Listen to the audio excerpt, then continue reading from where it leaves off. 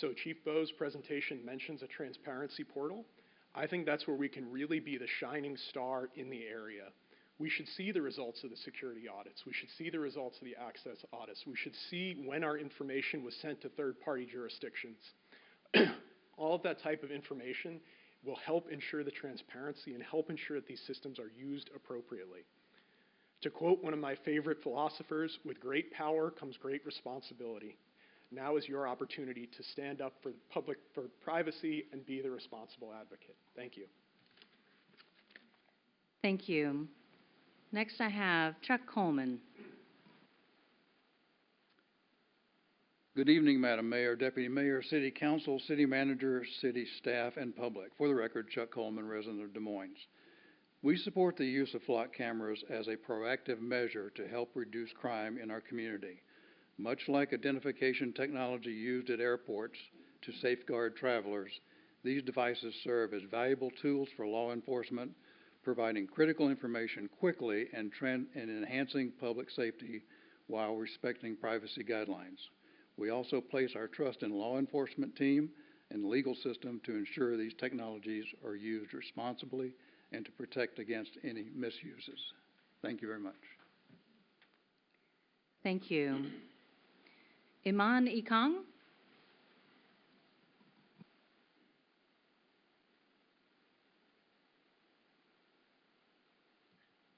Hi, I've never been to one of these. My name is Iman Ikang. I'm a neighbor here in Des Moines, and actually came to talk about the Roadhouse, which is a Sound Transit arts program. We are located at the Engle Lake Light Rail Station, and we're funded by the City of SeaTac. We have free all ages live music that we put together every week. Tuesdays we have a jazz jam, so it's an open jazz jam. If you want to bring your voice, bring your instrument, you can join in, or you can just listen. But we also have world music every Saturday. Aside from this Saturday, it's a special event.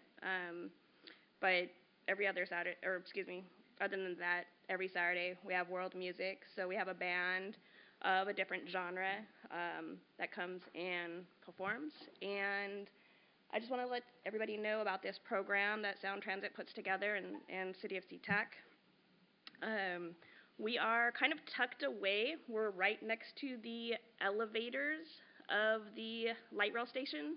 So it's really tricky trying to get the word out about a free program that's grant funded, because we're a small team working very small hours or a low amount of hours. So I just wanted to let people know about it, and we just hope that it brings everybody joy. And I have some flyers. May I? Okay, awesome. So I'll send some this way. There we go. And then I'll. Thank you so much. And also, if you want to help support this, if you could just let your neighbor know, maybe bring a flyer to work, put it on in the lunchroom. That's what I've been kind of getting around, letting places know, talking to some of the apartment communities and some of the workplaces, and just sharing the word, because we hope that it brings people together through the universal language of music. Thanks. Thank you. Jerry V. Okay, thank you.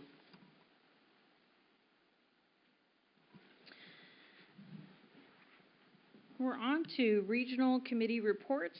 So we're currently running as a committee of a whole, and so therefore council members also serve regionally on other committees. Do council members have any items of interest to the public or to the council? Councilmember Harris. Thank you. Forgive me.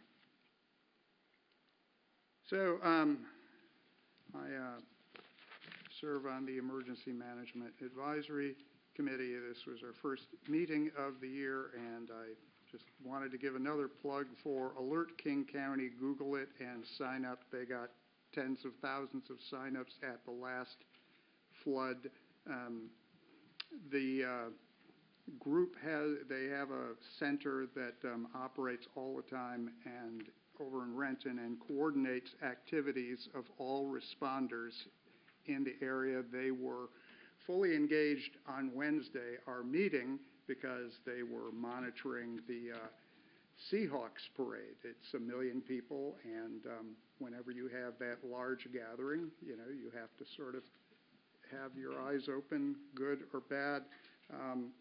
I wanted to, they will be sending out a survey to cities because a couple of the local mayors were concerned that they posted evacuation notices a bit prematurely, and we're working on the messaging, but flooding here is not like this thing where there's going to be 11 feet, you know, this flash deal and people, you're not likely to drown, but we're getting more and more of these events with 2 and 3 feet of water, and it blocks first responders, cars, trucks, and so forth.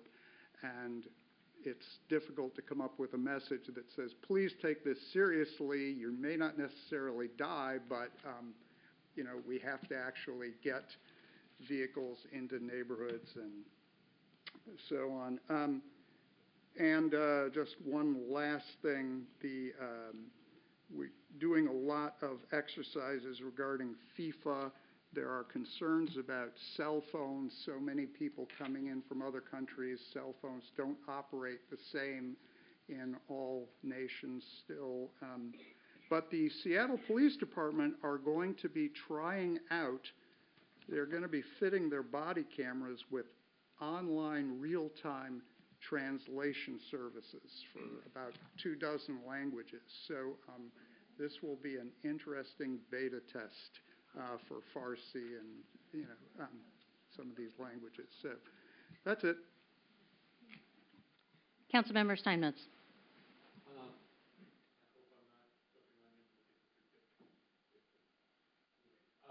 Last night, the mayor and I, attended what was called the pre-pick. You heard me talk about pick the publications to the Sound Cities Association. Every once in a while, they do a pre-pick presentation, which is just informational. But we got to hear from Malu Chavez, who is the executive director of the Northwest Immigrant Rights Project, and find out a lot about their services. More about the Northwest Immigrant Rights Project. They've been around since 1984. They're one of the oldest. Oh, thank you. I can hear myself fine. Anyway, they've been around since 1984. They operate out of offices in Seattle, Granger, Wenatchee, and in Tacoma. They represent people all over the spectrum of immigrant rights, from deportation hearings to people that simply have questions about that. I know I have used their services in my job as a public defender, trying to get a determination about if a particular resolution of a case is going to affect my client's rights in any way that they need to be particularly aware of. And they're very responsive and very and right on target with their advice. I really appreciate them. So it was very informative. If anybody's interested, Northwest Immigrants Rights Project can be found online, and there's a lot of information out there about what they do. And frankly, they're there to help the people, including those people in Des Moines that have recently been arrested. They were residents of Des Moines, and they are available, and they know what they're doing. Thank you. Thank you. I'm checking to see if Deputy Mayor Oxker, did you have a report?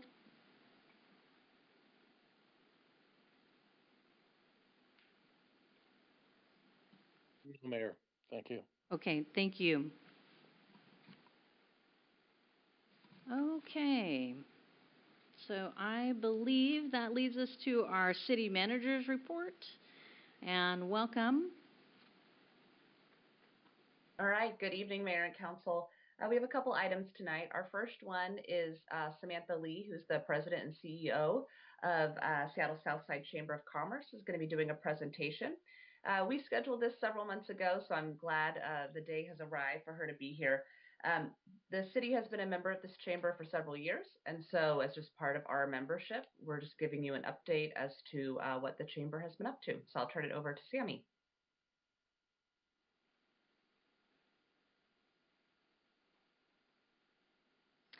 All right. Well, good evening, Mayor and Council members. Thank you so much for the opportunity to be here today. My name is Samantha Lay. If we have not met, I am the President and CEO for the Seattle Southside Chamber of Commerce, and I'm joined today by members of my board and our government affairs leadership because the work is shared leadership.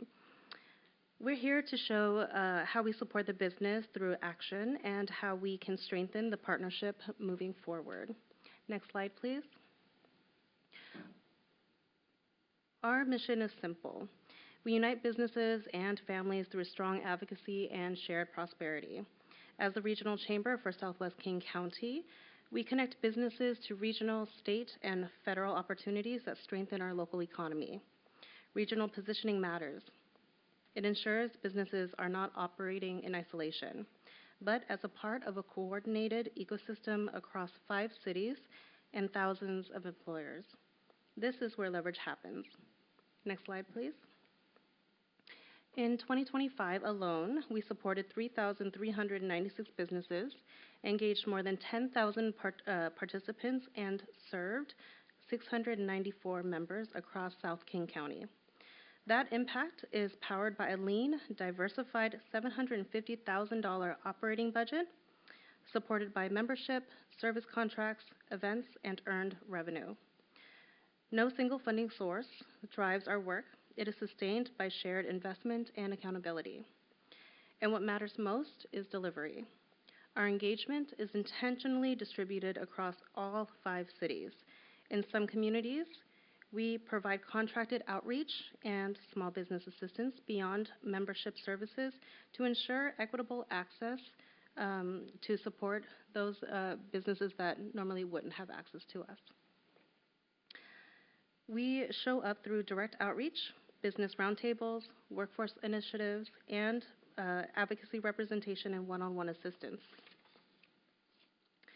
Because we operate regionally, we bring infrastructure and relationships into each city, strengthening local businesses without requiring the city to build that capacity on its own. This is the value of our chamber. We multiply what's possible locally. I'd like to introduce Annie Tran, member of our board, to share about our community impact. Next slide, please. Thank you so much, Sammy. So as you know, much of this work is surrounded around community impact, and it's about connection. And so through workforce initiatives such as the Education and Workforce Summit, career fairs, the Workforce Discovery Labs, the Seattle Southside Chamber strengthens the pipeline between students and employers. Through morning mixers, just like the one that was held today at the Seattle Southside Chamber, along with after-hours mixers, ribbon cuttings, they create the visibility of real economic opportunity for many entrepreneurs. The educational webinars, lunch and learn, small business resource fairs also bring lenders and agencies and business assistance providers into one accessible space, saving business owners time and lowering the barriers for being able to provide practical tools to help businesses navigate the often challenging landscape. So through moments with the mentors, they also invest in professional development and strengthen business acumen for lots of entrepreneurs. As a port employee as well during my day job and a board member of the Seattle Southside Chamber, I've been able to witness events like the Airport Luncheon, which also connects small businesses to major regional economic drivers. And so, as mentioned, at the core of this, the Seattle Southside Chamber are connectors and conveners of a lot of regional economic development partners and city staff. And next, we have a short video that we'd like to share with you that brings this work to life so you can see it for yourself. Next slide, please.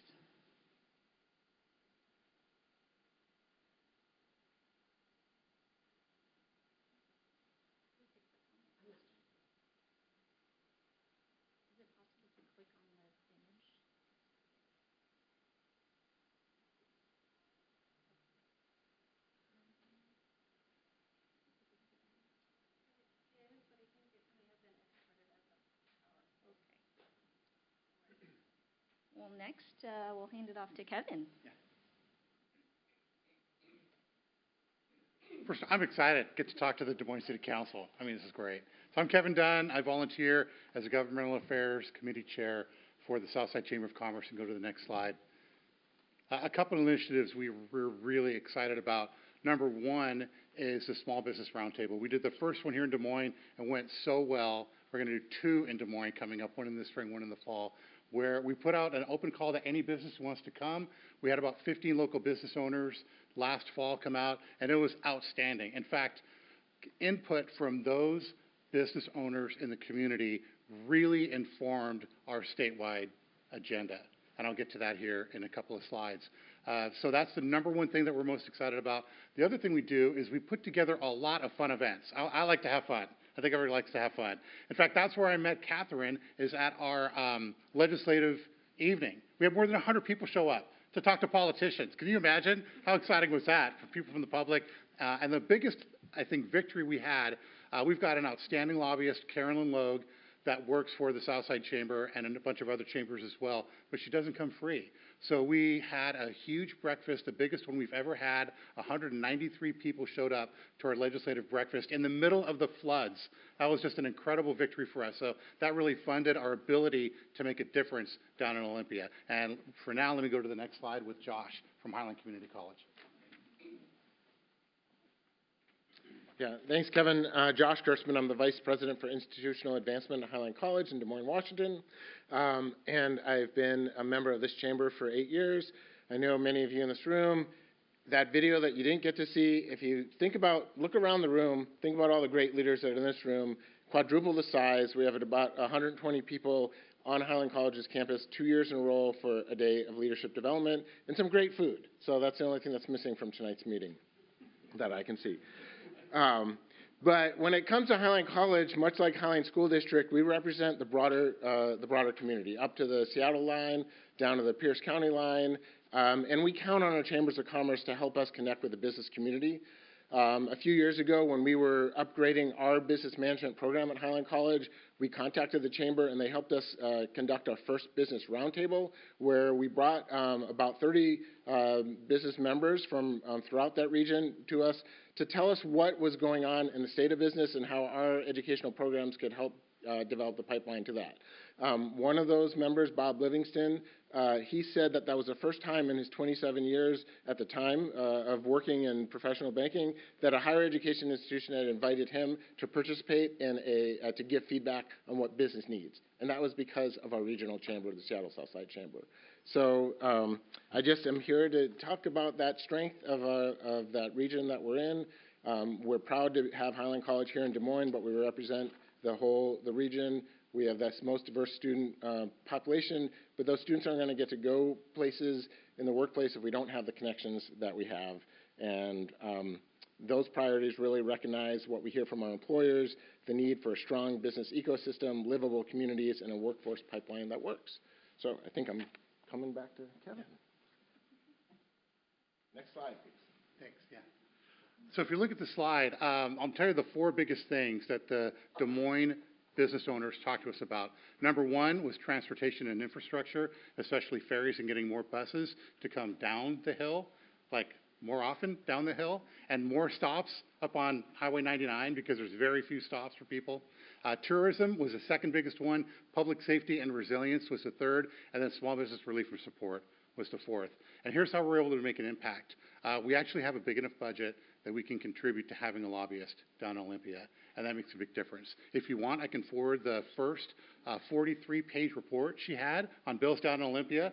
A lot of those bills died. The second report was only 37 pages long. I'm very excited. Hopefully the next report is 25 pages long because I'm running out of time to read those every Saturday morning. But it's very exciting to know that we're literally going from the mouth of business owners to our legislative committee, governmental affairs committee, to our lobbyists, making a difference down in Olympia. So your voice matters, and we really appreciate the time so far. I think I'm turning it back over to Annie, right?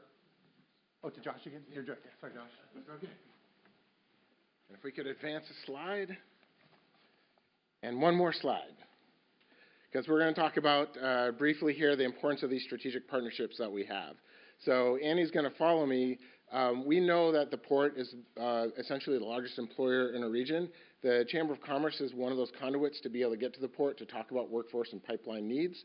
Highline College is the best place for higher education here in our community, but one of the things that we have that many of you might know about is we host the Small Business Development Center and Start Zone, and through support from the city, from our friends in Soundside Alliance, and the Port of Seattle and King County, those business services are available to partner with the Chamber to serve our small business community, whether you're an individual who's thinking about starting a business or you're a small business who's looking to grow.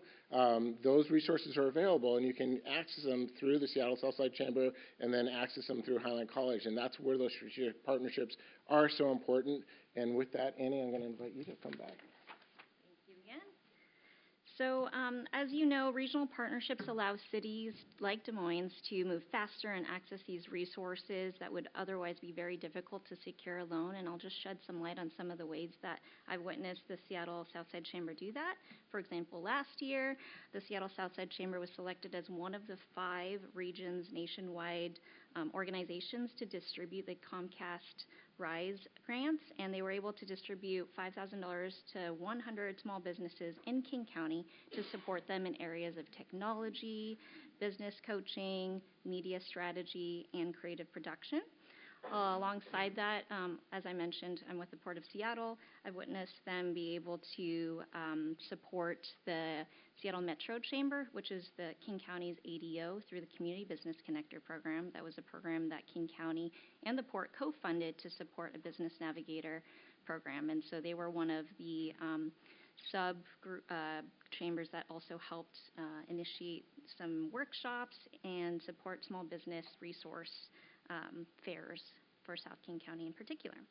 Also, through the Economic Development City Partnership Grant, which I manage through the Port of Seattle, they are working currently with Normandy Park and the City of SeaTac on various projects such as supporting business mixers and also small business regional support systems and programs. So there's a lot that we can do together, and more even so with the dollars that we amplify in this shared resource through different various funding buckets. Next, I will pass it to Scott. Hey, my name is Scott Bratton, local business owner and serve on the board of directors for Seattle Southside Chamber of Commerce. I wanted to kind of give a little bit of a, and if we can go to the next slide, a little bit of a kind of user story as a small business owner in the area.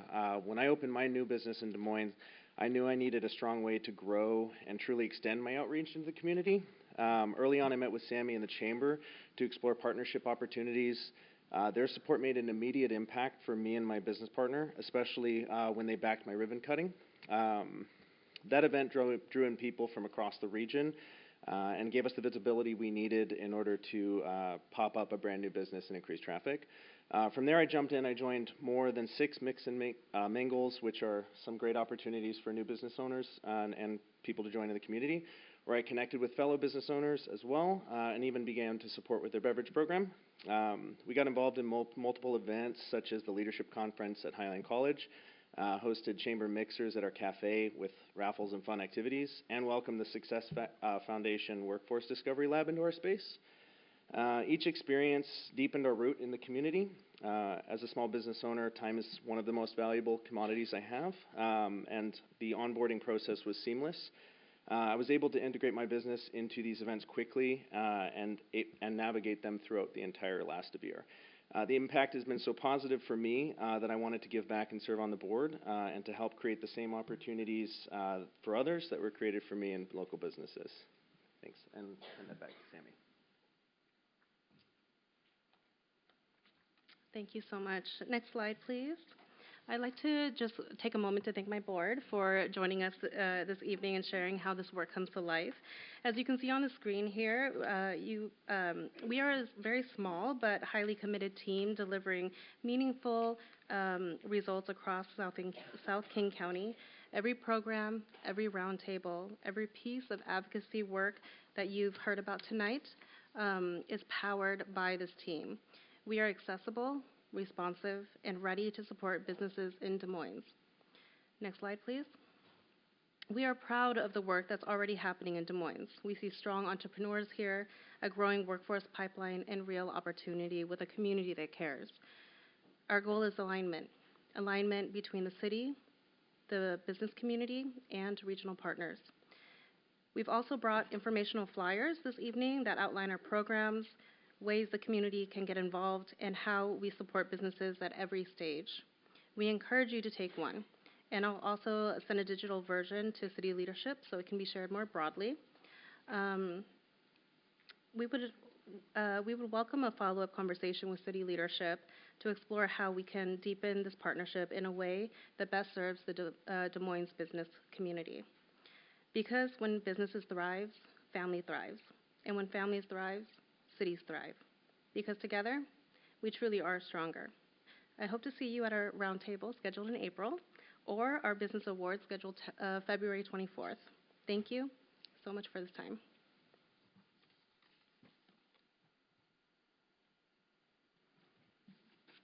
Thank you very much.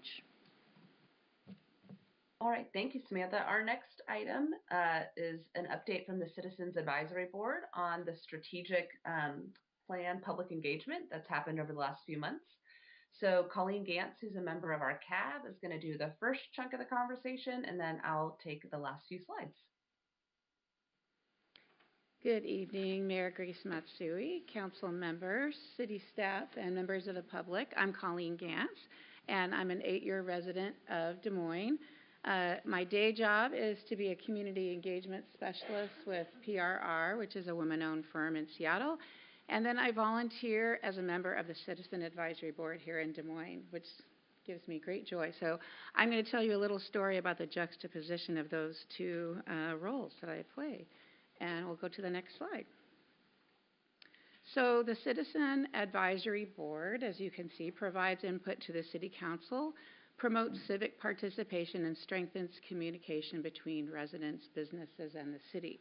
We have 23 members who represent 10 different neighborhoods in our city, and we also have 11 at-large members.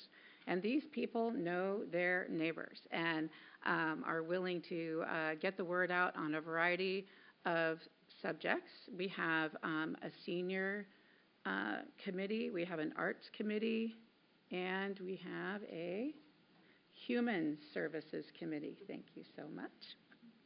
We'll go to the next slide. So we had a fun assignment this fall and winter to support the city's strategic plan. How exciting. So we have a roadmap to future developments in our city.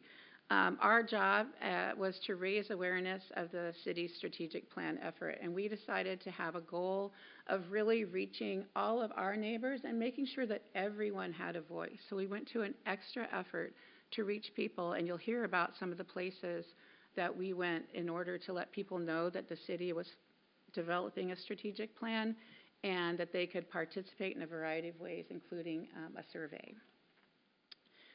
We put on a training for our committee to learn the importance of community engagement. And my favorite quote is from Eddie on our committee, who said, you know, I barely knew what a strategic plan was. It was a bunch of words. I now understand what it is, and I understand my responsibility to reach out to my neighbors and friends in this community so that they have a way to participate. I know what my role is. We were asked to participate in the focus groups to represent our neighborhoods. There were about 5 or so different focus groups that happened down at the beach park. Many of you participated, not just the Citizen Advisory Board. Also, I mentioned the diverse voices. I was really proud of our Citizen Advisory Group for engaging people far and wide, and you'll hear a little bit about that in a second.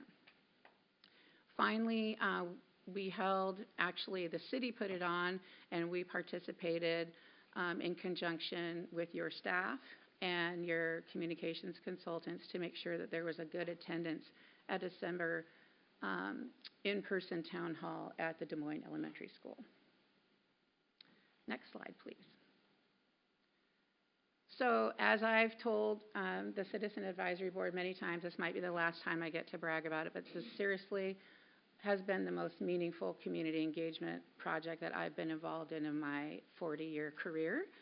To be able to have a committee made up of our Des Moines neighbors that really goes out with their heart and soul to reach people has been very inspiring. So you can see a table. We didn't get a lot of pictures of ourselves because we were too busy working, but we did have a nice table set up, and it was filled with lots of people at the holiday market right there. Another of the most inspiring days, if you ever get a chance to volunteer at the Des Moines Food Bank, I spent time there with Victoria, and several other of the members of our Citizen Advisory Board went there to get the word out about the survey, and that was the place where we were able to distribute the most in-language flyers and surveys for people, and they just right there scanned the QR code and took the survey while they were waiting in line to get into the food bank. And amazing experience. Also, we went to the Des Moines libraries, both of them during story times and various times during the day to reach people, and then finally at the holiday tree lighting, sitting out in the cold at a little table, making sure that people could take the survey, which was advertised through flyers, neighborhood briefings. We all reached out to our neighbors in emails and neighborhood gatherings. We reached every single senior living facility here in our area, and then, sent the neighborhood emails. We'll go to the next slide. We have great ways of advertising anything in this city, and we learned so much about how people receive their information, whether it's from the Waterland blog, the Peach Jar, who knew? This is a way that the schools get their information, and we had a couple of parents on our committee that wanted to make sure that every parent at our area schools knew about this effort and could participate. We have a wonderful city manager report. I'm sure many of you get that from Catherine Caffrey. Social media, and then, as I mentioned, the multilingual cards were really effective. Next slide, please. Also, I have to say that you can see in the picture there that one of our committee members is quite active and owns one of the area daycares here. And she specifically reached out to all of the other daycares in her network to make sure that parents had a chance to participate. And through all of that and the efforts of the whole Citizen Advisory Board, we were able to reach about 3,000 people in our networks and exceeded the city's goal of over 1,000 people taking the survey, which is really remarkable. And so not only grateful to the Citizen Advisory Board, but to our own citizens as well, and non-citizens who were able to fill out the survey and come to the meeting and participate in our city's future. And for the next slide, I'll turn it over to our city manager, Catherine Caffrey. Thank you, Colleen. It's really amazing how much work and effort CAB put out into this, but they were energized every time we talked about, another opportunity for them to be out in the community. So I'm going to briefly touch on what some of the results are of what we've heard. The council, you will hear a lot more about this, and we'll go much more in depth at the city council retreat coming up on February 26th and 27th, but I wanted to give a little highlight. So you were all at the town hall, so I don't need to tell you much about it, but I was really pleased with the attendance and honestly just sort of the interest and participation and talking about the community's future.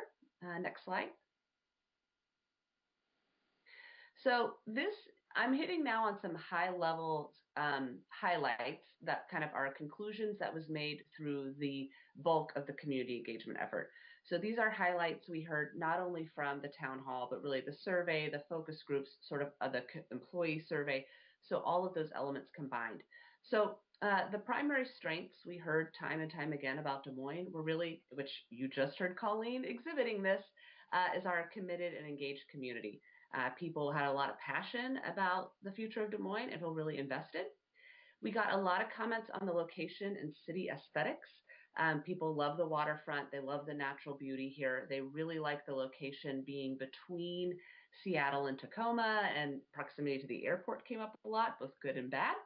And this next one, I did not add this. This is truly what was found in some of the results. But there are a lot of positive comments about sort of the future of city staff and leadership. And there was a question in the survey about, do you feel optimistic or pessimistic about the future of Des Moines? And overall, people were really optimistic. So that's wonderful to hear. And then this last one, there were a lot of comments that sort of hit on this theme of organizational adaptability and resourcefulness. And so what I think that sort of indicates is that because this organization and this community has been resource constrained for a long time, especially amongst city staff, there was a lot of flexibility and a lot of ability to think outside the box for how we can stretch resources, do more with less, all of that. So those were some of the main strengths we heard. Next slide. And then for those of you that were at the town hall, you remember this was a live exercise we did where people on their smartphones could actually put in answers. Excuse me. And the sound or the size, excuse me, of the text is how often that word was put in. So we asked questions about sort of the current state. What do you love about Des Moines now? You can see that obviously a lot about waterfront, location, community, the marina, the small town feel came up. Next slide. Obviously, another big part of this whole exercise is really getting a good sense of what the challenges are that the community faces so that we can start making progress on addressing those. So I won't go over all of these, but I think you'll see some recurring themes we heard on challenges were things about economic development and the downtown and sort of what are we doing to bring businesses here. There was a lot of comments about our financial stability and just the desire to sort of see the city have a stable revenue base. There's a lot about the airport and quality of life and just how that impacts us. And then sort of these next two, I think, go hand in hand. So there were concerns about how do we continue to meet the community's expectations and where are there areas where we're not meeting them right now, with kind of coupled with the challenge we face of being resource constrained. We don't have a large workforce. We don't have any duplicate jobs. And so kind of those two things together can be very challenging. And then finally, we also heard, again, such a love for the location and aesthetics of the community. So the challenge is how do we protect that while we deal with some of these other issues. Next slide. I won't go over all these either, but there were lots of opportunities. And these are the things that we will talk to the council about at the retreat that's coming up. So things like, what do we do to increase recreation and activities? How do we continue building on the relationships we're trying to build with the community? There was a lot of comments about transportation and mobility and road areas where people, thought traffic was bad. So how do we address some of those things? Then, of course, downtown revitalization was probably the biggest issue we heard about as a thing people really desired the city to focus on. So again, we'll go through all of these in a lot more detail at the council retreat, but that is sort of a high-level summary. Next slide.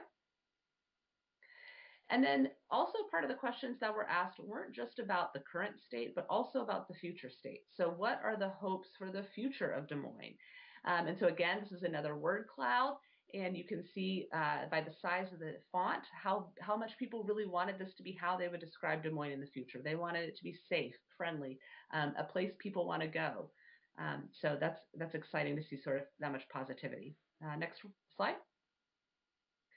So as we wrap this up, where we are in the process is we've concluded several months of community engagement. That's been really incredible.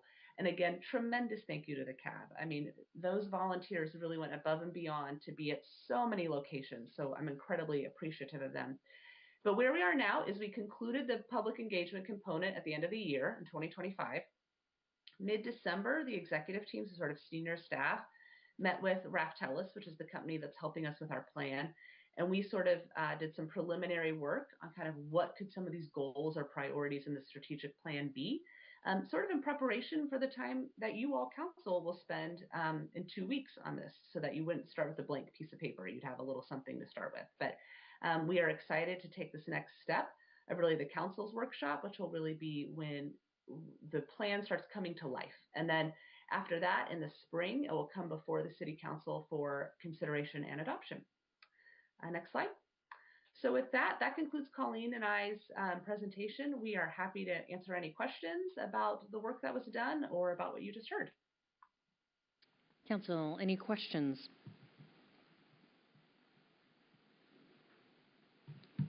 All right. Thank you very much. I appreciate it. All right, our last item, and this one I don't have to talk in, so you will not have to have me pause and cough, is an update on the city's automated license plate reader system, and Chief Bo will be leading that.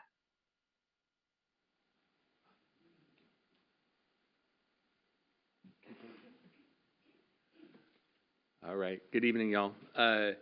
Thank you for giving me an opportunity to come talk a little bit about automated license plate reader system here in our city, the history of how we got here, and some things that are going on today, as well as some changes in response that we've made to some community concerns about our automated license plate reader system here in the city.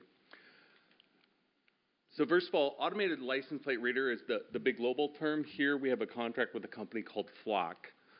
Flock is the largest provider of automated license plate systems in the municipal world. They have about 5,000 communities that they serve in 49 states across the country. In addition to automated license plate readers, they're actually a large global security company, and they have some other products that they do as well. Drones as first responders, gunshot detection, which is a noise detection and coordination device, etc. So they're kind of a holistic company. We only have automated license plate reader cameras from them. So as we're talking about Flock, we're talking about a specific program or product within their broader spectrum. I should clarify, the reason I bring that up is often people confuse the entire company, all of the things they do, as opposed to what we actually contract for. So a lot of times people look at things like a patent, and they'll see it in this big global sense, not in the reflection of the actual products we contract for and work with. One of the things I want to talk about with Flock is a lot of people have come to see Flock now and to talk about Flock based on some recent publicity around the program. And there was a perception, or at least some comments made about this was never done in a public forum as it came to be. So I want to I went back and watched all of the history on this, including watching all the videos from the previous meetings and discussions that led to Flock in our community. So the first public safety emergency management presentation that was done on this was done in June of 2002. At that meeting, the chief at the time, Chief Thomas, also talked about this in light of his highway safety transit plan. So he had a plan that he was doing on the entire response to crime on Pacific Highway, and this was brought up and brought before council, brought before public safety emergency management as part of building that plan. And then he brought specifically this component as a discussion item at the public safety emergency management meeting on June 2nd. On October 20th, Assistant Chief Richards did a council presentation to the council as a whole on Flock and their desire to implement a Flock program here in the city. Again, public meeting presentation. On November 3rd, the chief at the time, Chief Thomas, went back to Public Safety Emergency Management and said that he was coming back one more time to have a discussion around this, that he intended to ask to put this contract into effect, and Public Safety Emergency Management approved him moving forward with that discussion to the full council. And on November 17th, it was brought to the full council for review and approval, and the council approved the city engaging in a contract with Flock. I also want to talk a little bit, I probably should go back to June 22nd, a couple things that came up at that was Chief Thomas at the time also talked about his public outreach efforts. Putting this up on social media. It was on Facebook, both on the city and on the police pages. He discussed that he brought Flock up among his police advisory commission. So I have a group of community members, our representative, that I meet with every month. He also had the same system in place. So through his advisory council, he also brought this up with the advisory council and discussed and planned for the implementation. And he brought that up with the Public Safety Emergency Management Committee, that he had taken these precursor steps before bringing it to them as well. And then after the system was implemented, there was an update on the installation as well to the council, and that was Chief Cooey at the time, who was the acting chief after Thomas retired. And he came back and updated the council on implementation, the delays in implementation, what cameras were active and weren't active, and there was another discussion before council. I also should say that I also brought this up with my public safety committee 3 times in the last 6 months as some of these discussions have come up. So it's been an ongoing discussion as well in that environment. With all of this in place, a contract was signed by the city manager at the time on November 20th, 2022, approving 16 Falcon pole-mounted cameras. There's some fees associated with the installation of that equipment in the city. And then the app and search features, the cloud-based storage and search features within the app portion of the system.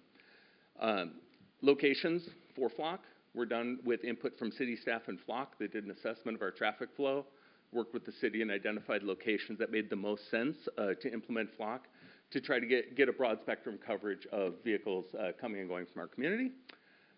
And the cameras were installed and fully operational in June of 2023. They were installed in segments, so some of them were before that, but by June 2023, the system was fully operational. This system did amend to 15 from 16. There was one camera that they decided not to install after they actually broke it down. So as you look at that number and say 16, you say, well, Chief, there's only 15. The next slide's going to tell you why. It's because they chose not to put one of them in. As of today, we have 15 devices. They're not a secret. They're published. They're online, readily available with where they're located. One of the things that the system does is constantly gives us a feedback loop.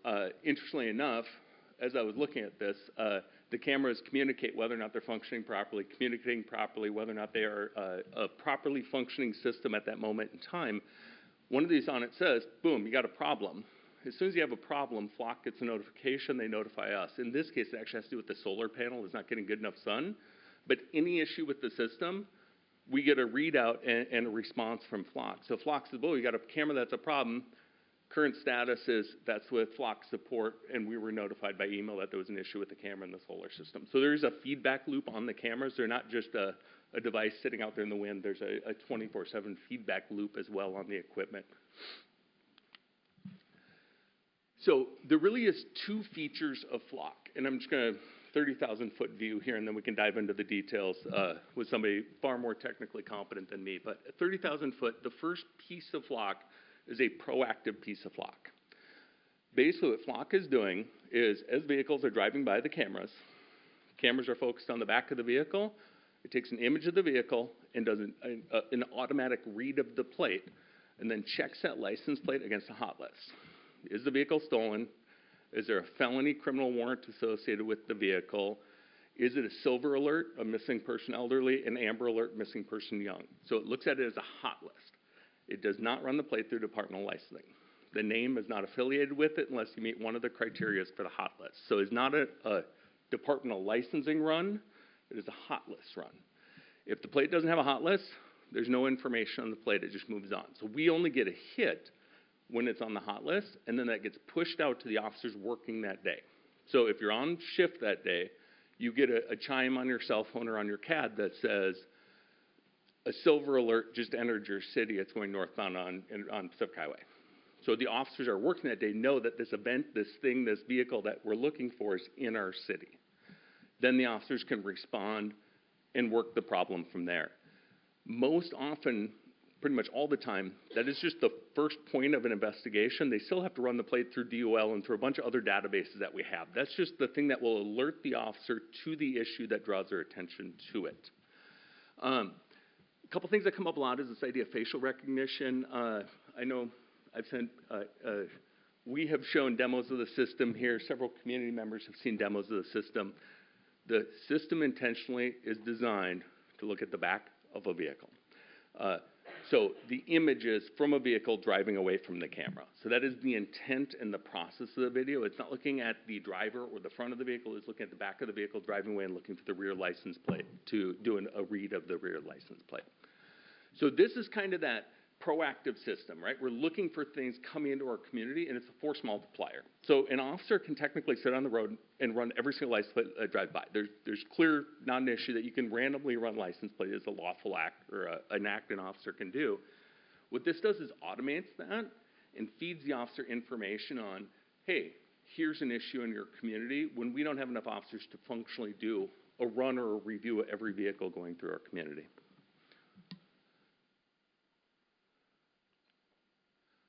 Next part of this is the investigative part.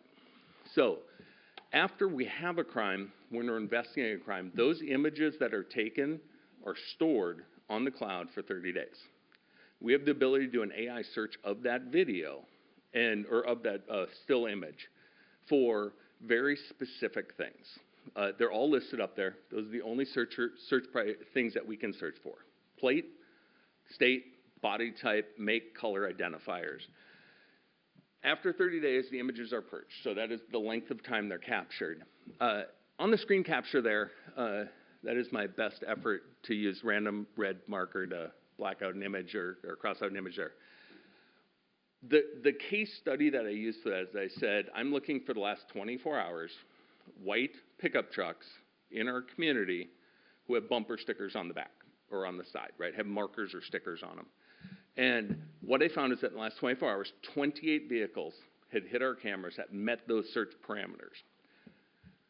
The reason that this is important is that police have done this exact same body of work for the last 50 years. We just haven't done it with the automation. Historically, what we do is we get every single camera we can possibly get from any angle that has possibly captured any vehicle in our city, and we spend hundreds and hundreds and hundreds of hours trying to find every white vehicle with a bumper sticker that meets these search parameters. That's something that police have done forever. That is not a unique thing after a crime like a homicide or a major offense. That is a very normal police activity. What this does is does that work in a very short period of time and frees up the officers now to follow up on investigation from there and say, well, let's now look at what are these 28 vehicles. Are any of them involved? That is that next investigative step. This is just that first clue that gets them started on an investigation.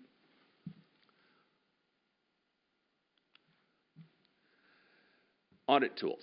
So every single thing in here is CJIS audited, CJIS compliant. CJIS is Criminal Justice Information System. Anytime we touch your information, there's legal standards that are set that we have to follow. Every single thing you do in here is tracked from an officer perspective, that what I searched, who searched it, why I searched it, internal to our department, as well as anybody from the outside who looks at our data. Every search is captured. Every search to that level of detail is there, including, as many of you know, when I go in and do a test search to do a demo, it'll show in there, Ted did a demo on this date. This is exactly the parameters he put in. This is the terminal he used. This is the reason he put in there. Everything is in there captured that I did that search on this date at this time for this reason. So that is what CJIS compliance looks like, is that we have the ability to track that back end of what was looked at and why was it looked at in protection of your data. One thing I want to talk about in here is the adaptation of FLOC since the University of Washington study. So one thing about the University of Washington study is that they actually did that study using publicly disclosable data. Those are PDR requests they used to do the study, which interestingly is actually a testimony to the transparency of the data, the system, and the PDR component of it, is that that's actually what they used to do the study. It also did point out some flaws with the way data was captured and the way data was retained. With that came the ability to turn off all national searching. And that is something that we did proactively here, is we just turned off all national searching. So anybody who is not a Washington State agency, who is not governed by Keeping Washington Working Act, which is our legal standard here for information sharing, particularly with federal partners, does not have access to our data here in the city. They were all turned off and excluded under the platform. And that occurred November when we put that in? Yeah, it was actually a couple days prior to the study. We knew that we had heard that this was brewing, so we just turned it off proactively, but we definitely have turned that off at this point. And again, I know several of you have seen the system and have seen that that is actively turned off. IT. When we start talking about IT in government, and particularly with data, we actually have industry standards that we have to follow. They start with Chris, who was here earlier. I think he's in the back. Chris sets the IT rules and guidelines for our city. The IT rules and guidelines also have to comply with access regulations, which are set by the FBI and the Washington State Patrol. So anytime that we are going out and grabbing data off of platforms that either the federal system or the Washington State system controls, we have to meet their security guidelines. So not only do we have to meet them, we get audited. We have been audited by both WSP and the feds, in both cases showing we're 100% CJIS compliant. So what this looks like, nobody can be in our building unless you're physically escorted by somebody who is CJIS compliant, approved, and background checked. And every computer in our building has a Duo mobile app, a two-factor authentication app, just to get onto a system. So you can't even be in there unless you've been background checked or you're escorted. Once you get past that, now it's a two-point authentication through our phones. We use Duo Mobile as the app we use. Once you get past that, you're logged into the system. You then have to log into Flock. Flock then has six-digit random identifier. So you go to log into Flock, it pushes a 6-digit PIN to your phone. So the reason I bring this up is either one of those systems independently actually meets the CJIS requirements. We actually have both. So it's actually duplicative in that we have Duo and 6-digit, which actually means both would meet the CJIS requirements on that. And like I said, more importantly, we've been audited and found 100% in compliance with our protection of people's data. I also want to talk a little bit about the intentional violation, because I actually think that as we're having this discussion, the biggest risk is actually an internal violator. It's actually not the technology side because of the different layers in place on the security side. So we have to talk about what happens when you violate data. So when you violate data, the department loses our ability to access. Access will turn off our switch if we don't terminate or severely discipline the person. You also open up civil liability. There's several different layers of problem with violations. And I just kind of talked about the different things that can happen up there. If you violate the city's IT policy, you can be fired. It's that simple, right? If you're found violating criminal act, which is some of the ones that were mentioned today, you're stalking an ex, you will be arrested and charged with a crime. So, I mean, there's ramifications for these behaviors. Yes, there are probably examples that we can bring forward. There also are protocols in place for what those violations look like and what the ramifications are, including disciplinary action, termination, criminal arrest, or in some cases the entire agency being removed from the system if we refuse to comply with the disciplinary action put forward by Washington State Patrol or the federal government. Last thing, everything on the Flock system is actually fully encrypted as well, which is a key component to the data. The data is not stored on a local hard drive where somebody could hack into my local hard drive and look at pictures. It's 100% cloud-based and encrypted, which actually, again, an industry standard thing that once you encrypt the data without the encryption key, it is nearly impossible to recreate the data. Impact on crime. The first one, I'm going to take lots of credit for, but I'm not going to be inflammatory and claim that that's all Flock. That's not a factual statement. One thing we do know is that we've had a 58% reduction in stolen vehicles in the last 12 months in our city. As we look around, other cities have had good numbers. They have not had that good of a number. We have encouraged our officers, whenever you get a stolen vehicle hit, to make it a priority to go deal with it. The reason for that is that if people come to know, if you drive through Des Moines in a stolen vehicle, there's a ramification, like you get arrested and you go to jail, that helps to discourage that behavior from people who are willing to do that behavior in our community. I often hear people say, well, it's just a stolen car. One of my favorite responses. I actually agree. I don't believe every stolen car is a violent crime. I'll just be totally frank with you. I will tell you almost every person who does violent crime does it in a stolen car. So while the stolen car in and of itself may not be a violent crime, it is certainly something that people who are up to no good utilize while being up to no good to help protect their identity. So I will not make a false accusation that it is 100% stolen car equals violent criminal. I will say violent criminal equals stolen cars is probably pretty close to 100% if you view it from that lens. So I went into our detective's office and he said, hey, I got to do this presentation. Flock, stolen car only, what are you using it for? And they can just name cases. It's something that your criminal investigation detectives regularly use and can isolate cases of violent crime, rape, robbery, assaults, homicides. They are using this tool regularly to help them solve violent crimes. It is not just a simplified tool of auto thefts. It is something that they use for complex investigations at the highest level, including violent crimes that are impacting our community. I do have a couple of recommendations, and I want to hit home here a little bit that I am not a blind defender of this technology. I'm not a blind defender of any technology. I have heard from people the concerns about this. I've heard from several of you the concerns about this. The reason we turned off National Search is because we had concerns. The reason we're doing regular audits is because we have concerns. The reason we made sure we had proper two-factor is because we had heard your concerns. We'd heard community concerns. In no way am I ignoring the community concern about this or being callous to the realities of that. I think one thing that is out there right now that is certainly relevant is the state is debating this issue. As I said, there are 5,000 of these systems in place just with this company nationwide. As the state is wrestling with this, they're having discussions around data retention, public disclosure, camera placement. Several of the issues that have come up as concerns for our community are actively being discussed. And I certainly recommend, I printed the most current version of the bill off today and read it again. We're tracking and engaged in whether or not we need to continue to modify our program to make sure that we're compliant. We will remain compliant with all Washington state law. It's non-negotiable. So we will absolutely be compliant with anything that comes out of House Bill 6002. And then one of the things that's out there that we have access to and we worked on building and certainly have the capability to turn on at any point in time is this idea of a transparency portal. Renton PD, or Renton Washington PD, has a really good transparency portal, and what it does is just gives you the overview. Here's our cameras, here's where they're located, here's who we share with, here's who we don't share with.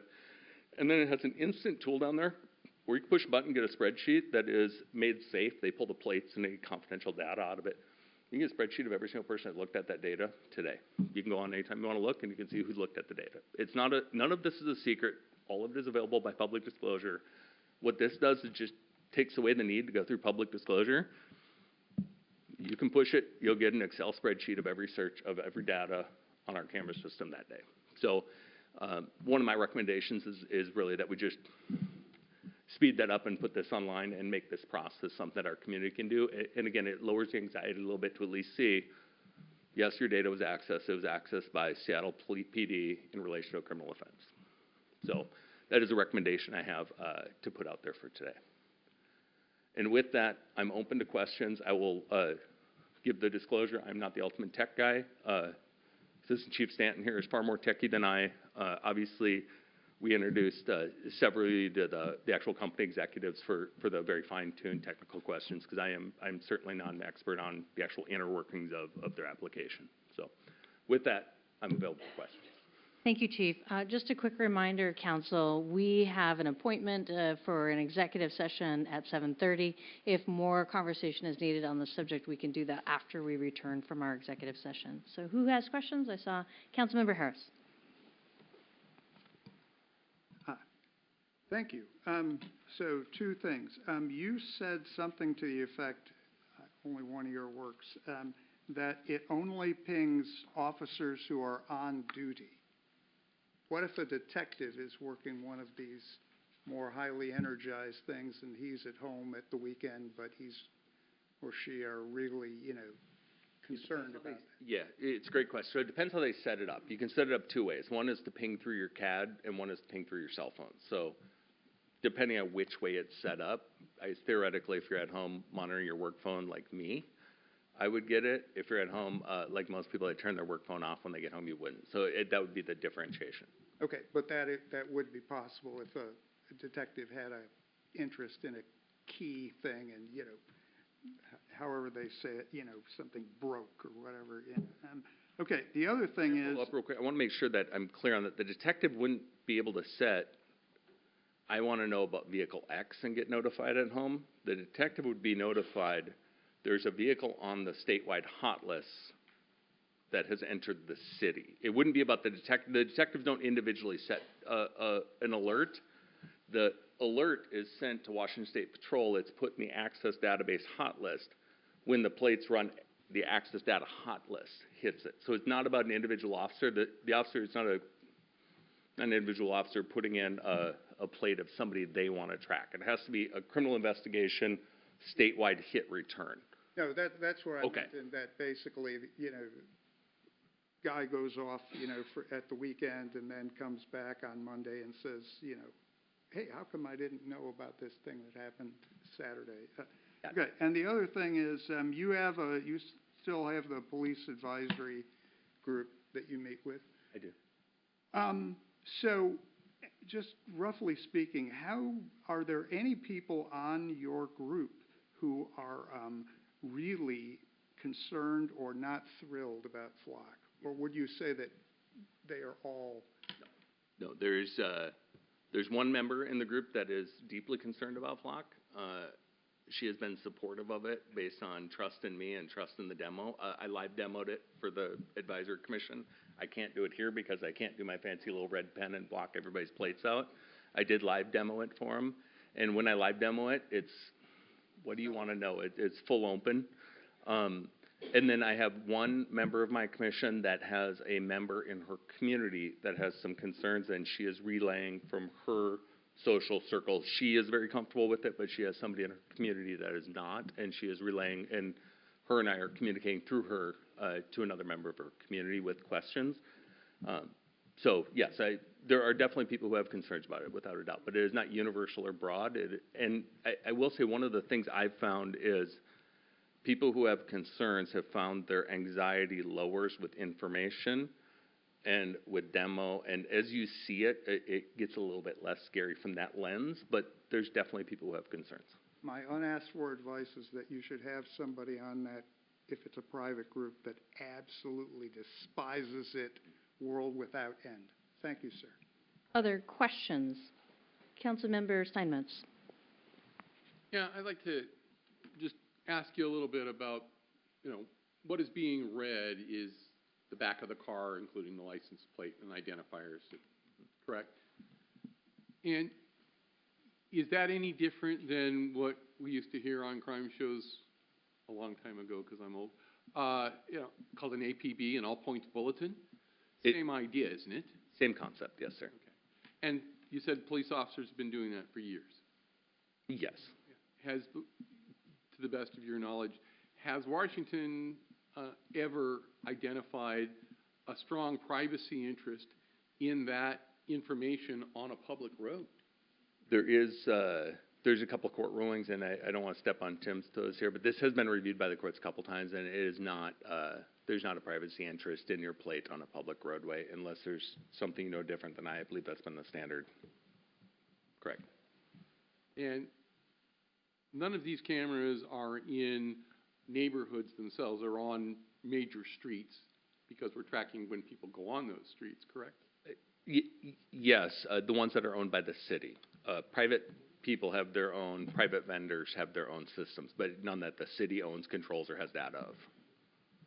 There's also been a lot of concerns about sharing, Flock as a private entity, sharing the data with somebody else like Ring. Correct. Can you help us understand, can that data be shared and what the implication of that might be? Kind of, and I'm going to admit that this is new technology that's just developing and is not currently available in our system, so I'm speaking more to the... You want to call for help? No, I'm pretty comfortable with this. I've already had to answer this in a couple of emails to the community as well as council or city manager. So they are working on a platform that connects Ring and, again, doing a neighborhood canvas, and I want to be clear, this is something police officers do. When I was a commander for the King County Major Crimes, we assigned a team of 2 people to every homicide investigation to walk within 4 blocks of the homicide and look for every single camera they could find and go knock on every door and ask for every single piece of footage they could get. That is an industry standard. Ring is one of those tools. We found every Ring camera, knocked on every door, and asked people, hey, can we have your Ring camera? We had a homicide down the road. We just want to see if there's anything of value on that. That is industry standard law enforcement practice.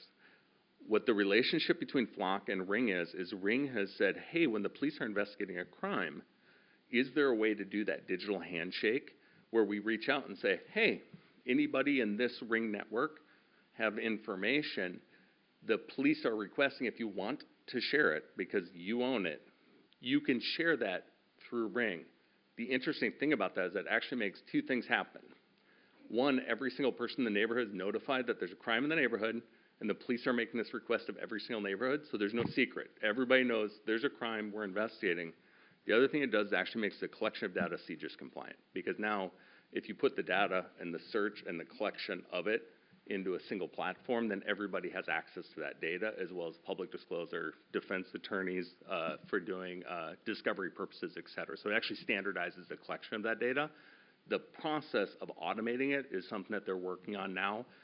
We don't have it now, so I'm speaking about a thing in the future that may occur, but that is something that they're looking at developing in the future.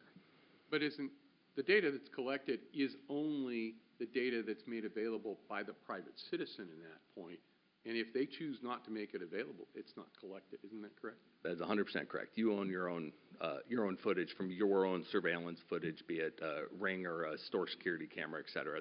The private vendor owns that. Thank you. Yes, sir. Councilmember Nutting.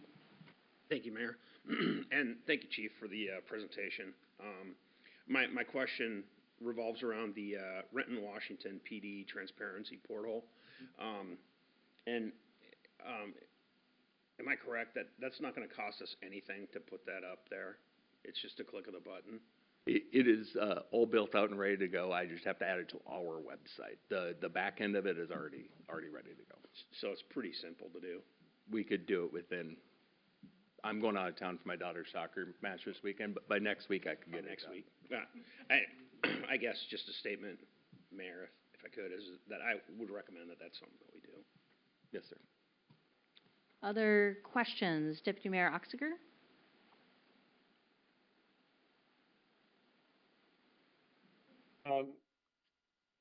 Sorry.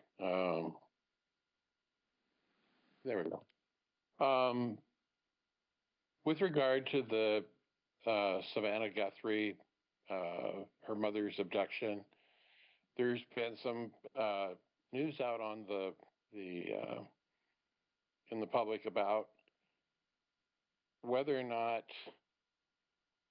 her mother actually had a subscription going, and that suddenly the Nest camera, there was a Nest camera system, and that Google, which owns it, was then able to pull the information down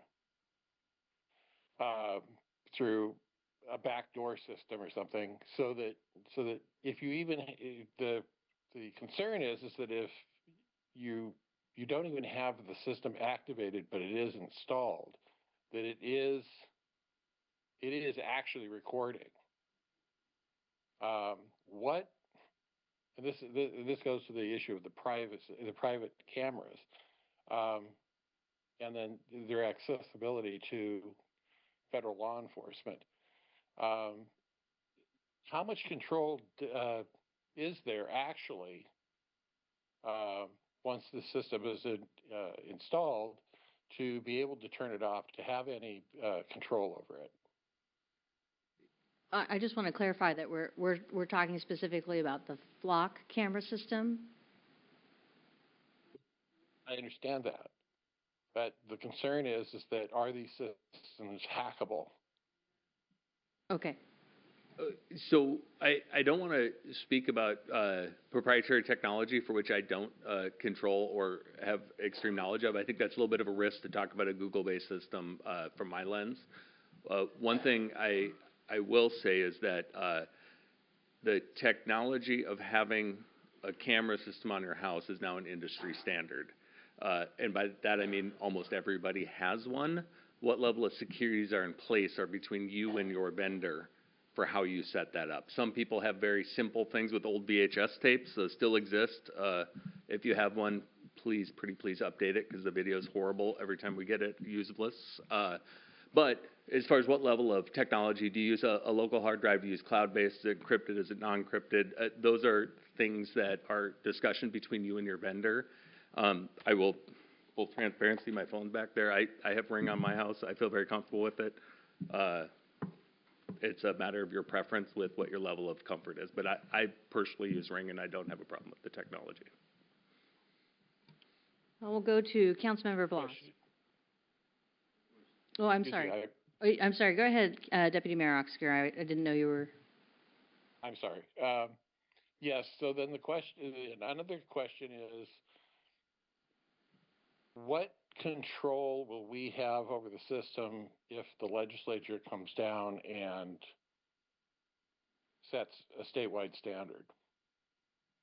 So we always have the right to be more restrictive. We don't have the right to be less restrictive than a government body above us. So if the state says this is the max for whatever, we can't say, well, we don't agree with that. We want to make it a little bigger. The max is a statewide regulation. So what we will find with this, as they're doing public disclosure and retention, which are a couple of the big issues, we could be more restrictive. So if they say you can maintain record for 21 days, theoretically, we could say, well, here in the city, we actually think 14 days is the right number. We could be more restrictive on it. What we couldn't do is say, the state says the max is 21 days, but we don't care. We're going to keep it for 30. Okay, thank you. Yes, sir. Thank you. Councilmember Bloss. Thank you, Chief. We've received recently the city public records request on the flock cameras. Can you share exactly what is given there? Is it like thousands of pictures of all the cars that went through this particular camera? Or just the license plates are in there? Or can you share what's in there? I am going to have to pass a public disclosure question off to the city attorney because that's actually his department. Yeah, I don't think we've actually had requests. We've had a lot of requests, but most of it's about the system. But certainly at this time, you know, we're required to maintain all the records for 30 days. So if somebody requests something from there, we would provide it. So could someone request every single car that passed through a camera in the last 30 days?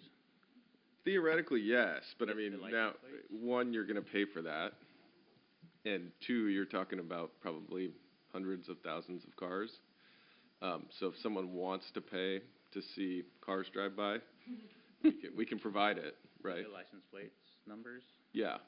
So, I mean, it'd be the same if they just sat on the street, right? But yeah, that would be, we would provide it and they would pay for it. So, I don't know that we've had specifically that request or what the, you know, what the motive behind it would be, but we have had a lot of requests about the process and all that kind of stuff. Thank you. Councilmember Harris for your second time. Thank you. Does the city track or have the ability to track what crimes are solved, at least to some extent via flock?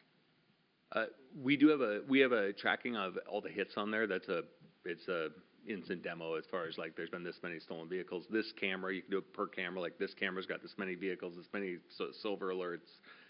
So yes, you can. What the connectivity on the back end to say out of the 500 stolen vehicle hits, how many have actually resulted in a location and arrest? I would need to do a little bit of back-end research to make the connective tissue on the arrest versus I can tell you how many times it's alerted us, how many times we've had a successful apprehension. I'd have to do a little back-end work.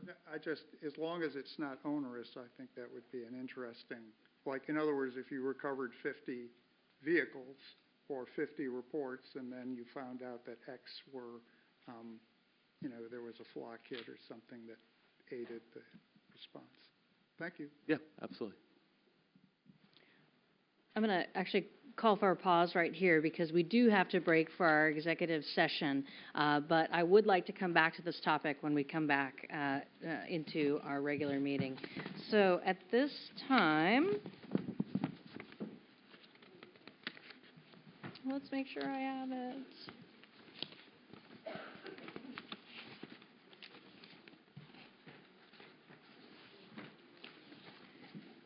We will go into executive session. The purpose of this executive session is to discuss pending litigation per RCW 42.30.1101I, 25 minutes in estimation, and then also for the purpose of real estate acquisition, RCW 4230.1101B-5. I expect that we'll be back at 5 minutes for that, and so that'll mean we'll return at 8:05. Thank you.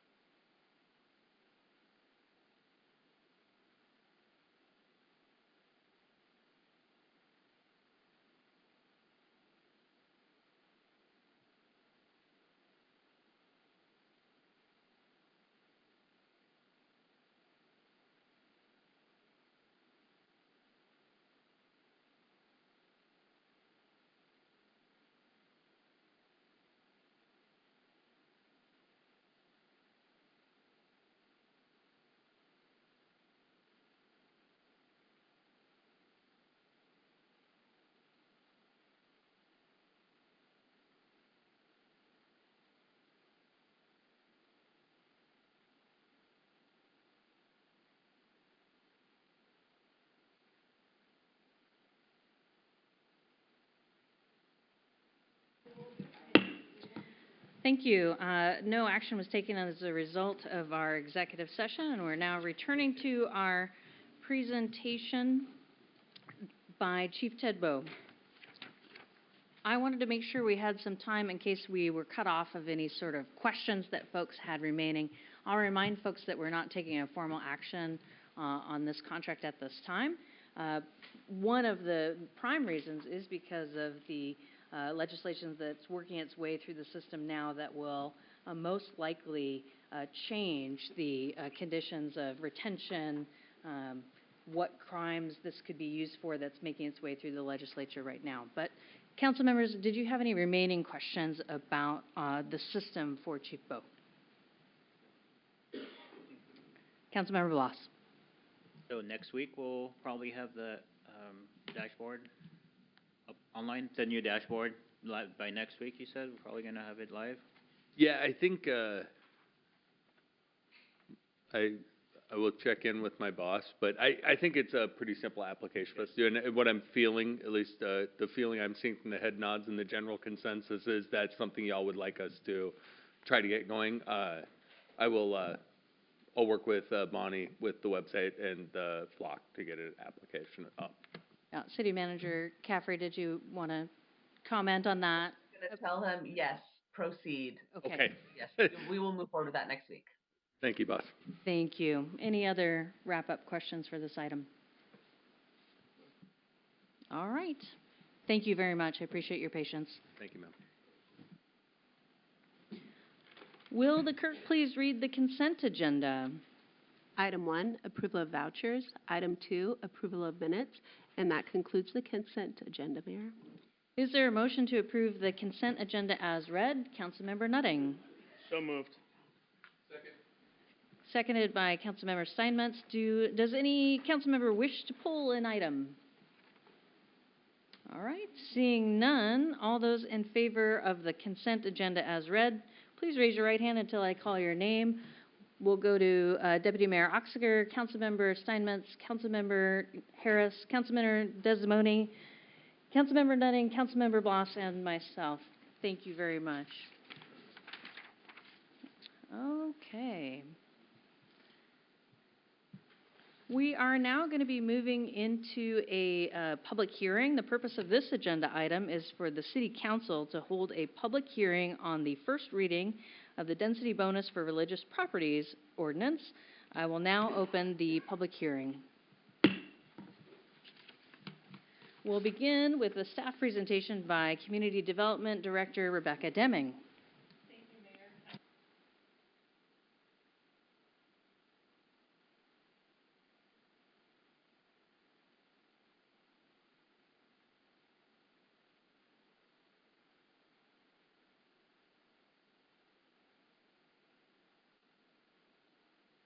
Rebecca, your mic is not on. Thank you.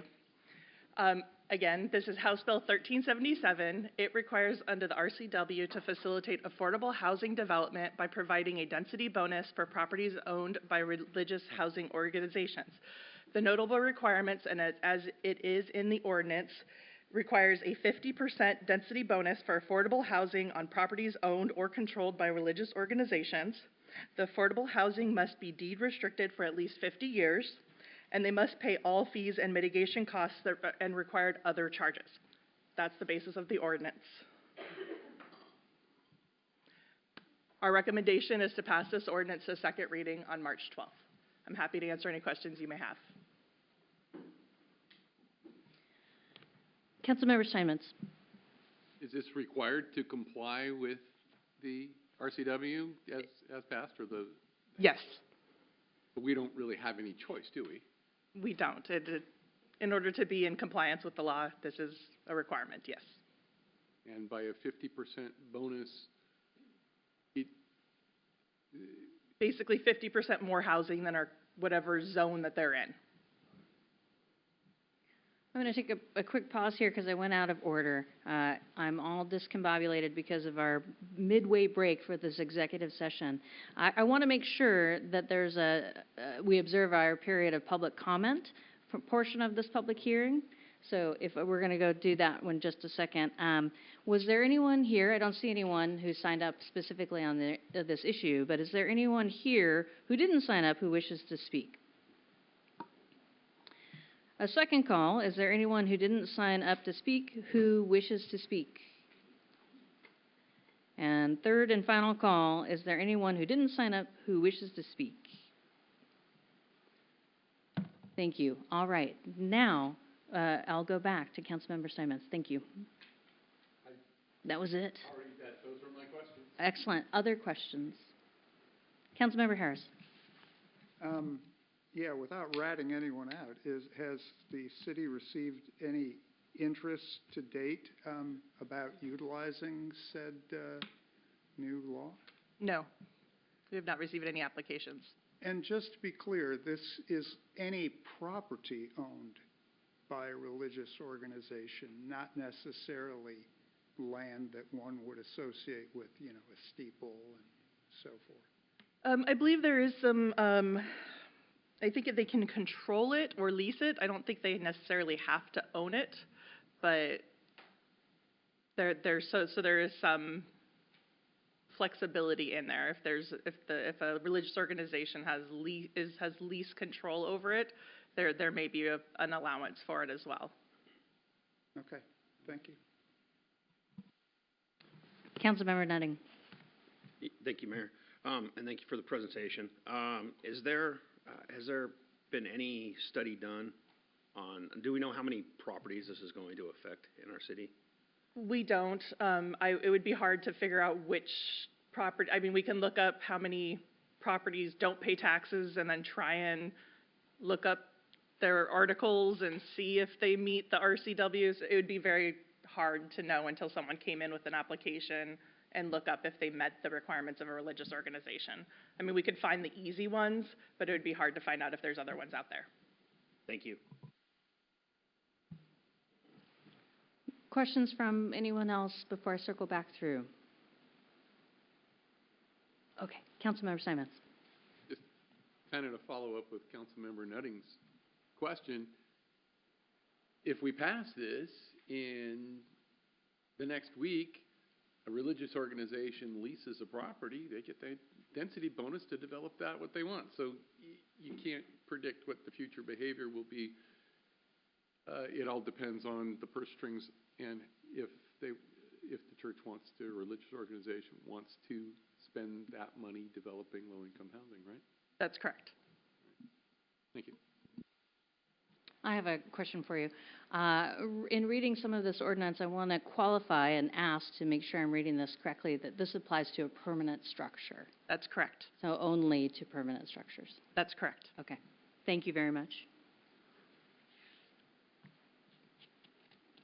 If there are no other questions, I can close the public hearing. Is there a motion? Councilmember Nutting. I move to pass draft ordinance 25-125 to a second reading on March 12th, 2026.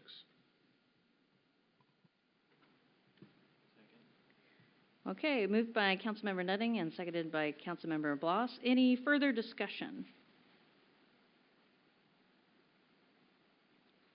Not seeing any. All those in favor of passing draft ordinance 25-125 to a second reading on March 12th, 2026, please raise your right hand until I call your name. I'll start with Deputy Mayor Oxiger, Councilmember Simons, Councilmember Harris, Councilmember Desmone, Councilmember Nutting, Councilmember Bloss, and myself.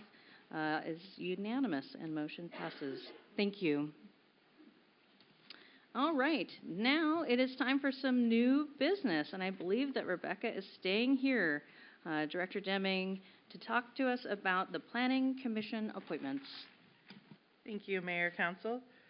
The Council approved the ordinance in December regarding updating the municipal code to establish the Planning Commission. In January, the Council approved the process for which the appointment will move forward. Each council member will provide their recommended 7 commissioners, and the top 7 will become the Planning Commission. If that takes a few rounds, we would go through that process. The city received 15 qualified applicants, which have been provided to the council, and I also included a summary spreadsheet that was prepared by staff in the packet. Each council member would state their recommended appointment, and we put it up here to tally together the votes, and as I mentioned, if necessary, we could go through multiple rounds. That's all I have for a presentation. Thank you. Thank you. Okay, I appreciate the recap, and this is the selection process that we, in fact, decided that we would use. And so I'll emphasize that again, that this was our choice to go through it like this.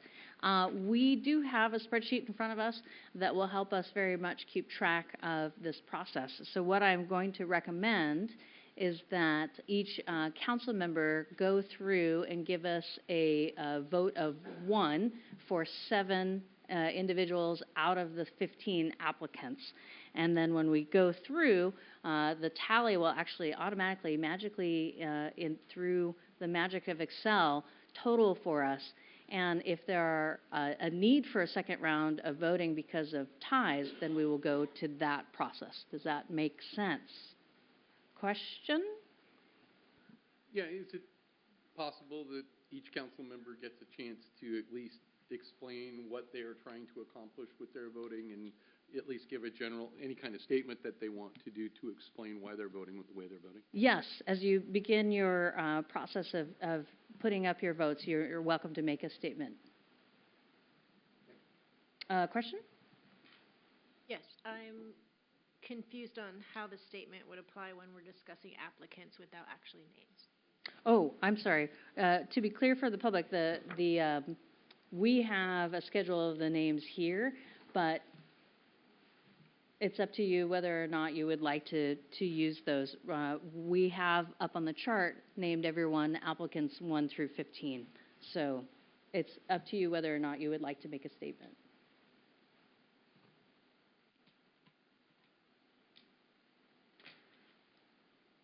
Any other clarifying questions? Yeah. So if it's all right with you, I'd like to start with, right down the line, with Deputy Mayor Oxiger. And remember, you're giving us 7 yay votes. Yeah, I hope I can do this right. Okay. Number 2, number 5. Oh, let's slow down just 7. if you could slow down just to make sure that we are following along with you here. Okay. I'm not sure where to. I heard we up get number to 7. Okay. Number 8, number 10, number 11, and number 13.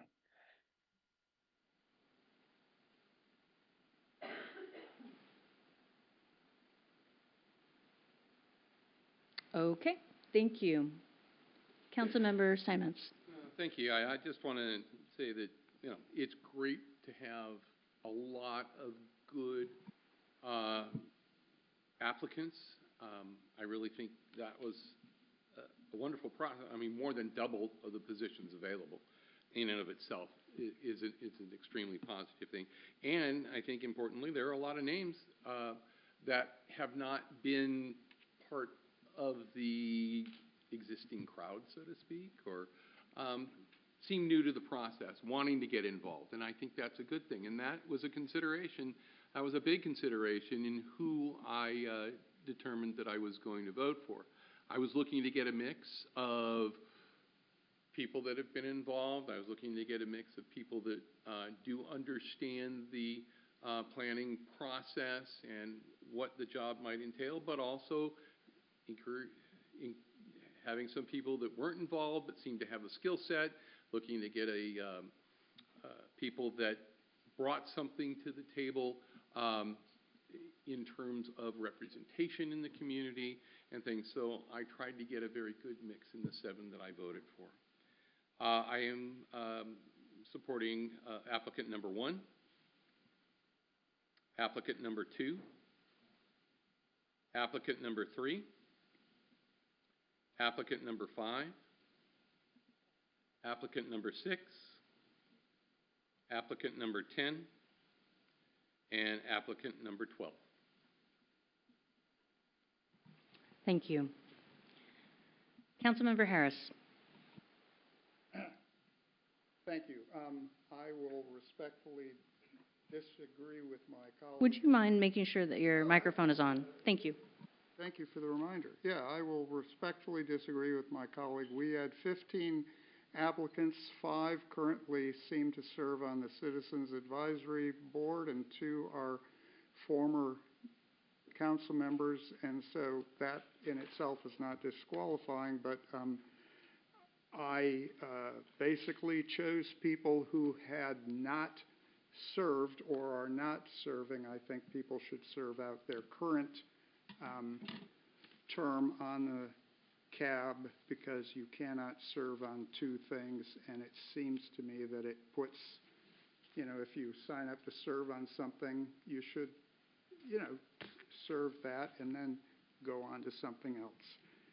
So that left 8 people, and and I wish we had more people to choose from who are wider representation of the city. But for what it's worth, number 1, number 2, number 6, number 9, number 11, number 12, and number 13. I think that's 7.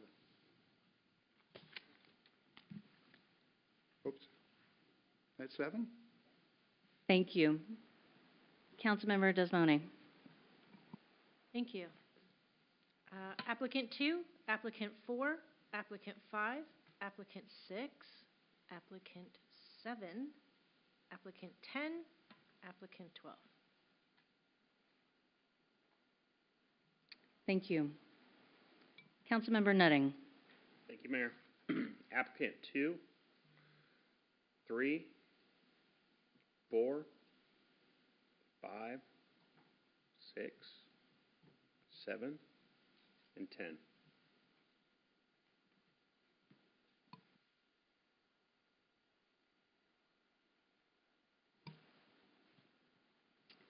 Councilmember Bloss. Applicant 4, 6, 7, 10, 11, 14, and 15.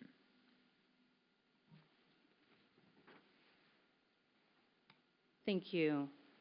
I have applicants 1, 4, 5, 6, 7, 11, and 14.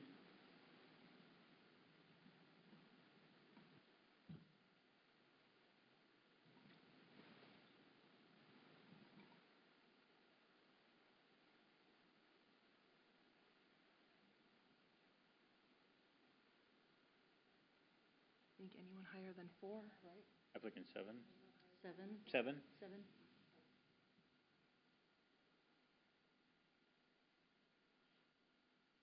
And 4. Yeah, and then 3. And I think that might be it. Oh. Might we be doing one run? Excuse me, Mayor. Hold on, just one second.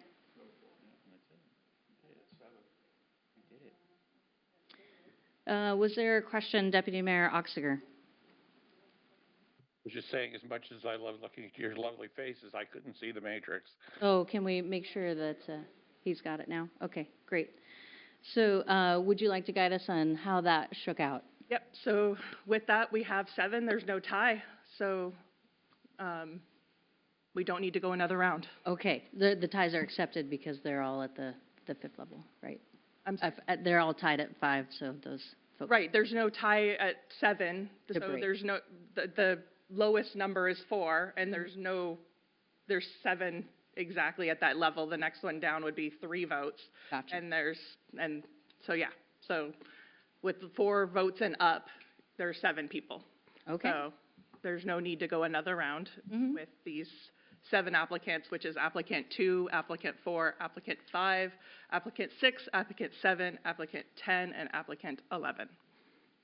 Thank you very much. Now, one specific change that we had made, and I'm going to make the recommendation that we ask these folks to come back for their appointment. Most who are here have left. And so I'd like to push that selection and formal appointment out to our meeting that will next be March 12th. And we'll have a chance to hear directly from them as well. All right, that sounds acceptable. Oh, I'm sorry. I do. But you'll have to highlight them for me because that was too many numbers for me to read out loud. Actually, can I ask you to just, oh. Okay, gotcha. Is that correct? 11. Okay,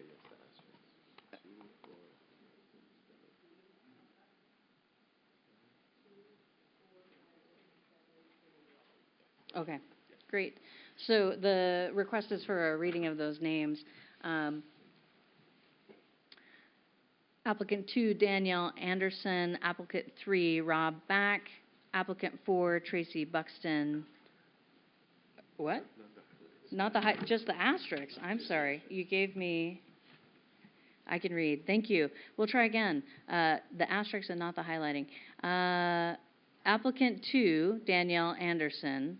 Applicant 4, Tracy Buxton. My apologies. Applicant 5, Chuck Coleman. Applicant 6, Michelle Curry. Applicant 7, Barton DeLacy.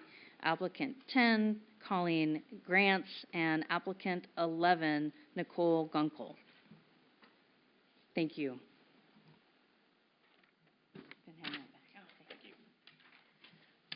Okay.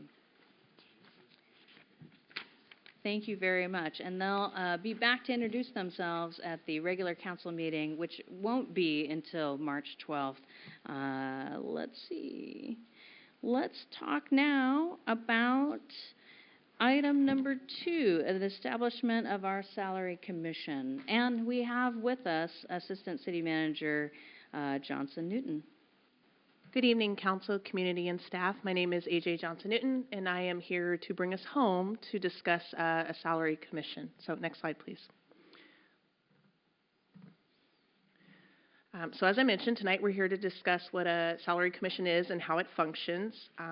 We'll be asking council to let us know if they'd like to receive some additional information about a salary commission, or if the council's at the point where they'd like to commit to action, then we would need some specific direction so we could establish an ordinance. Next slide, please.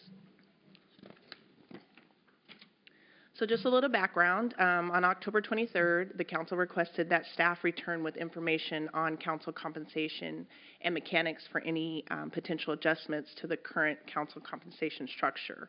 And so I came back on November 13th, and we discussed with council that there's essentially 2 mechanisms that are allowed by law to adjust council compensation. And so at that time, the council expressed interest in further exploring the ordinance option. On December 4th, council was provided salary data, and then we reviewed in depth the ordinance model. And at that same meeting, the council indicated interest in looking at the salary commission model. So this presentation is a continuation of that discussion. And so just a couple highlights. Currently, the council's compensation structure has been in place since 1999 and is paid on a per meeting basis. The current amounts are $250 and $350 for the mayor, and it's capped at 40 meetings per year. Next slide, please. So what is a salary commission? So unlike the ordinance model that allows council to set their own pay by ordinance, a salary commission functions as an independent group to make that decision. The commission, not the council, would establish the compensation. So basically, in plain terms, if the council elects to establish a salary commission, the council no longer would set its own pay. The independent body would do that work. And then once that body makes the decision within its legal authority, which is going to be set by the ordinance and state law, the council can't modify it. However, the council does always have the option to disband the commission and set their pay by ordinance. Next slide, please. So the scope of the work that the salary commission would do is that they would meet publicly and make decisions independently from the council. They would decide on the amount of the compensation for you guys. And then I think this is set in state law. Tim, correct me if I'm wrong. The increases, assuming that they did establish them as the commission, would go into effect the next regular payday. And if they decided that they wanted to decrease the current pay, that would start at the next term. And so one thing to keep in mind that the Salary Commission's authority is limited to setting compensation for you guys. They have no impact on like broader city policy or budget decisions. Next slide, please. So if the council was to elect to form a commission, just wanted to clarify like the different roles. So the city council would decide obviously whether to use a salary commission. You'd have input on the framework, the size, term length, compensation, frequency of salary review, the eligibility requirements to be on the commission, and then you would need to direct staff to draft an ordinance if you choose to proceed. Our role as city staff would be to draft the ordinance that reflects your direction, ensure that's consistent with state law, and then return the ordinance for your consideration. After the ordinance was adopted, we would solicit applications from members of the public to serve on the Salary Commission. Next slide. So before asking for specific directions, we thought it'd be helpful to sort of outline the policy decisions that would need to be addressed in the ordinance, along with some examples of how those elements are typically structured. And so just one quick note before I run through these, there are other elements such as removal standards and the effective date, like I just mentioned, of the compensation decisions. Those would be governed by state law and would be incorporated into the ordinance. So the things that you don't necessarily see here would be covered by state law, and legal would make sure that they were integrated in the ordinance. So things we'd be looking at is the commission size, which is your discretion, but it's typically 3 to 5 members. Eligibility and conflict of interest requirements.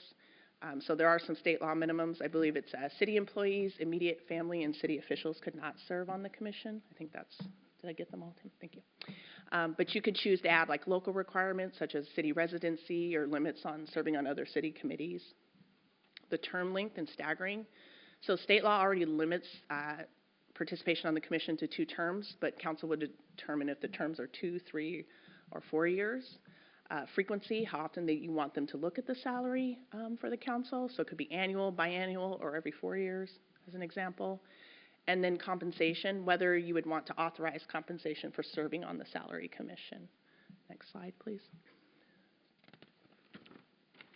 So if council wants to direct staff to move forward, a motion would be needed to direct legal to draft an ordinance based on your direction. And so these would be the specific questions that we would need answers to tonight. So legal could go back and draft an ordinance for future consideration. And at this point, I will pause my presentation and turn it over to council. Thank you.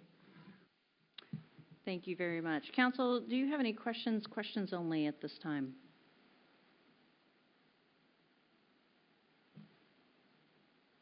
Okay. Let's talk about a motion, and then we can, well, it sounds like we need some direction before we want the motion. So there are about 5 bullet points there, and so I'd like to get some framework knocked out here that we can agree on to move forward with. So the first is about how many members should be on the commission, and I believe the guidelines that we were given was somewhere between 3 and 5. Councilmember Simons. I'd propose 5. Not 4.5, but. Point taken. Yes, thank you. Councilmember Desmoni. 5. I hear a 5. Is that a 5? Okay, it's not a high 5. I think that is enough unless there is someone who wants to make a case for 3 or 4. Sounds good? Okay.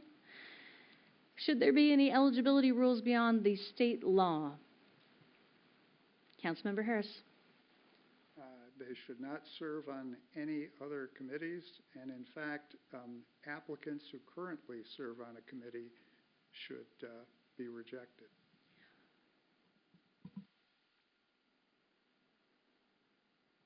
Any others?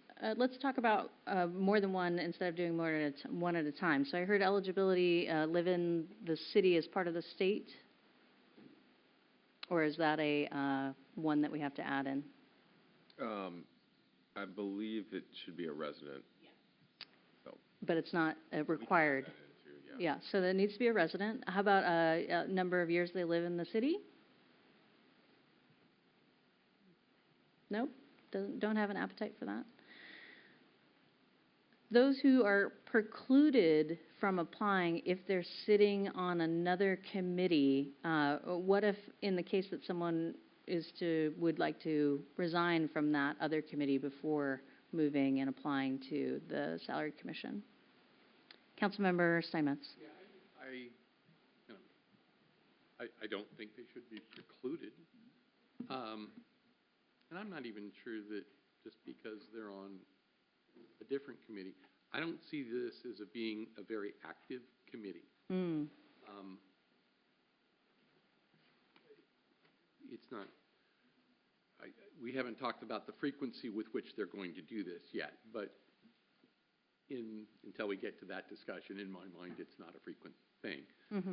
And I would not want to see people that are otherwise involved, be precluded because they want to be on this. And just because they are involved in something doesn't mean they should be precluded in it. We can take that into consideration once we look at the applicants, but to, sort of start limiting the number of applicants already, I think would be detrimental to the process, and I would like to see more people encouraged to apply who might have an interest in doing it. And so I would not be in favor of precluding people from applying. And I heard one agreement and another had not, and that's an agreement as well. I want to stop here and make sure we get some feedback from Deputy Mayor Oxinger. Thank you, Mayor.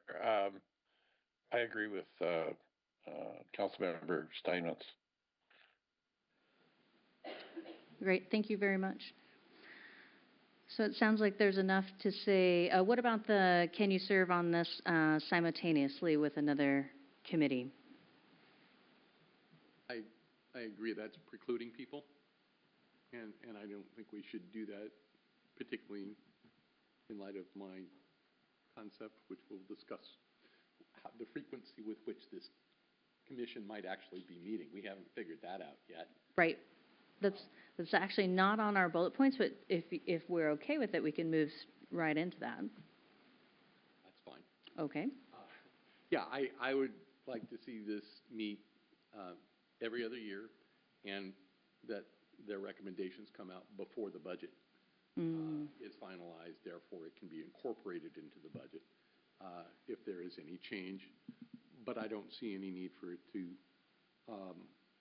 meet and make any decisions more frequently than biennial. Councilmember Desmoni. Would those be on election years, or would they be on non-election years? I think that is up to us. Yeah. Yes. I mean, my recommendation would be on budget years. The big budget years? Yeah, we have biennial budgeting, so that would be the even numbered years. Okay. Other comments about how often they might meet, how often they might make a recommendation? So it sounds like there's a proposal that they meet every other year on big budget year, and early enough that the recommendation is going to be worked into the budget process. Okay. Any other framework on those first two bullet points plus the frequency? Oh, there's more. Councilmember Steinmetz. Yeah, and I think the frequency with which they meet should be up to them. If they take 3 or 4 meetings before they get to a decision that can go into the budget, fine. But their time frame is the budget backwards and they can figure that out. I don't want to dictate to them that they only have 1 meeting to get it. Oh, sure. I think that would do them a disservice. But perhaps a deadline. But a deadline that they need the decision. And would it be September? Oh, that's. Is that too close?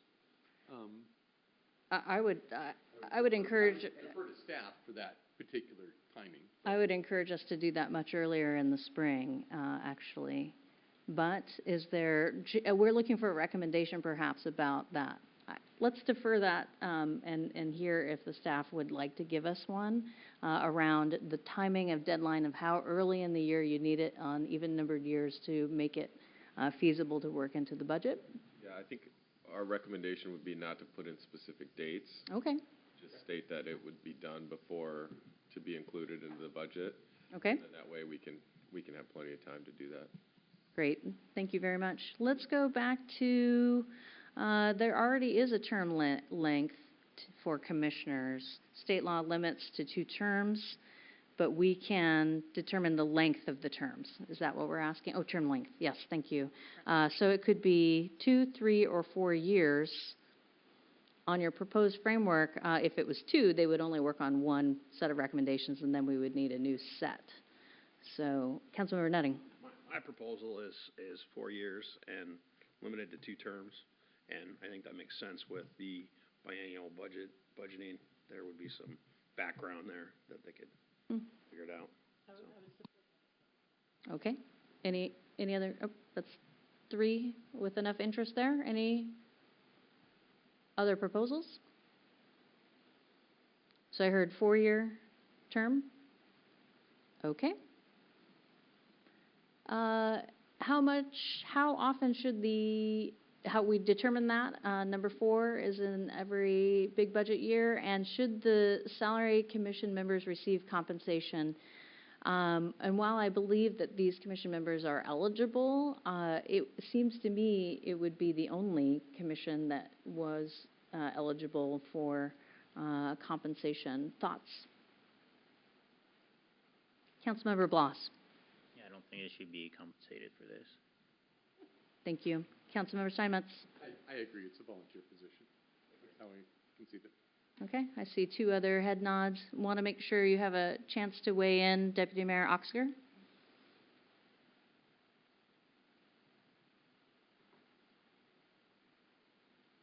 Say no on the compensation. Okay, thank you. Are those all of the bullet points that we needed? Do we need a quick recap just to make sure we've gotten it? Yes, thank you, Mayor. Okay. So I have 5 members, the local residency requirement. The term length would be 4 years, 2 cycles tied to the biennium budget, and that there wouldn't be necessarily a set date to have their determination done, but it would need to tie into the biennium budget as a whole. Correct? All right. So instead of having to say all of that, there is a suggested motion. Councilmember Nutting. I move to direct staff to draft an ordinance establishing a salary commission pursuant to RCW 35.21.015, consistent with the framework discussed, and return it to the City Council for future consideration. And second by Councilmember Steinmetz. Thank you. Discussion. Councilmember Harris. Thank you. I will just summarize what I said before. This is a colossal waste of time. We already have any number of committees, and our meetings do not go into the late night. They have been remarkably crisp, and this is exactly the kind of decision that the council should be able to make for itself. We've demonstrated the ability to do that via this spreadsheety thing. Whether the decisions are great or not is open to discussion, but we are able to make them, and I am sorry whenever a staff that is short-handed and so forth has to do work that we lack the will to undertake ourselves. So I thank the staff for doing that stuff, but I will be voting no.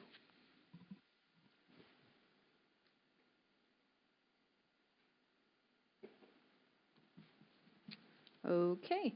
All those in favor for the motion, please raise your right hand until I call your name. We'll start with Deputy Mayor Oxiger, Councilmember Steinmetz, Councilmember Desmoni, Councilmember Nutting, Councilmember Bloss, and myself, all opposed. Councilmember Harris, motion passes 6-1. Let's talk about new agenda items for consideration. This is a time for proposing new business items for discussion on a future agenda. Any recommendation will simply need a hand raise from 3 council members. Do any council members have any new business they would like to propose? Councilmember Harris. I would like to put on the agenda a discussion of parking in the downtown area.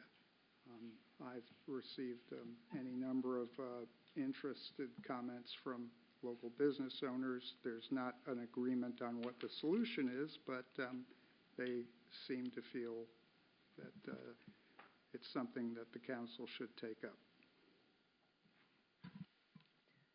I want to clarify, do you mean amount of parking, pay for parking, or can you give me a little more specific? Not really. There's just a lot of concern over parking, and people have very different concerns, but they all are concerned about having spaces and how they're being utilized, and having more flow. So, Councilmember Simons. Yeah, assuming this is a committee of the whole kind of discussion point, that would seem to be the place to put that, and I'd support the discussion. I saw Councilmember Desmoni first. I actually will support the discussion. I think there are specific questions that are being asked of me as well. Especially, we did change some of the parking on Main Street. Right. 4 times, and we finally got it sorted out, but there's still some confusion, and there's also questions of why are we enforcing it when we don't have anyone to enforce it. So I do think it's worth a chat and discussion, especially going forward in our strategic planning session, if we do plan to grow and expand what are our parking plans. I think I would like to hear that as well. Thank you. 3 is enough to move on to that agenda item. Other new agenda items for consideration?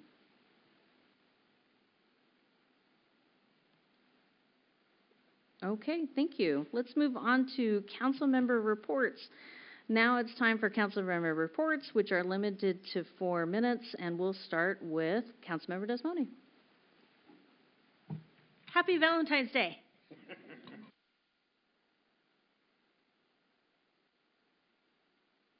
Councilmember Nutting.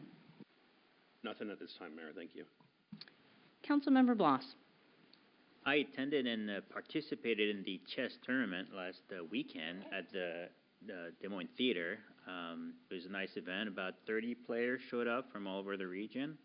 I believe it's the first time that Des Moines has an official tournament officiated by the U.S. Chess Federation. There was a cash prize. So it's great to see that in the city. And if you're interested in playing chess, check out the Des Moines Chess Club on their website or on Instagram. They meet twice a week. Thank you very much. Councilmember Steinmetz. Yep, first thing is go Seahawks.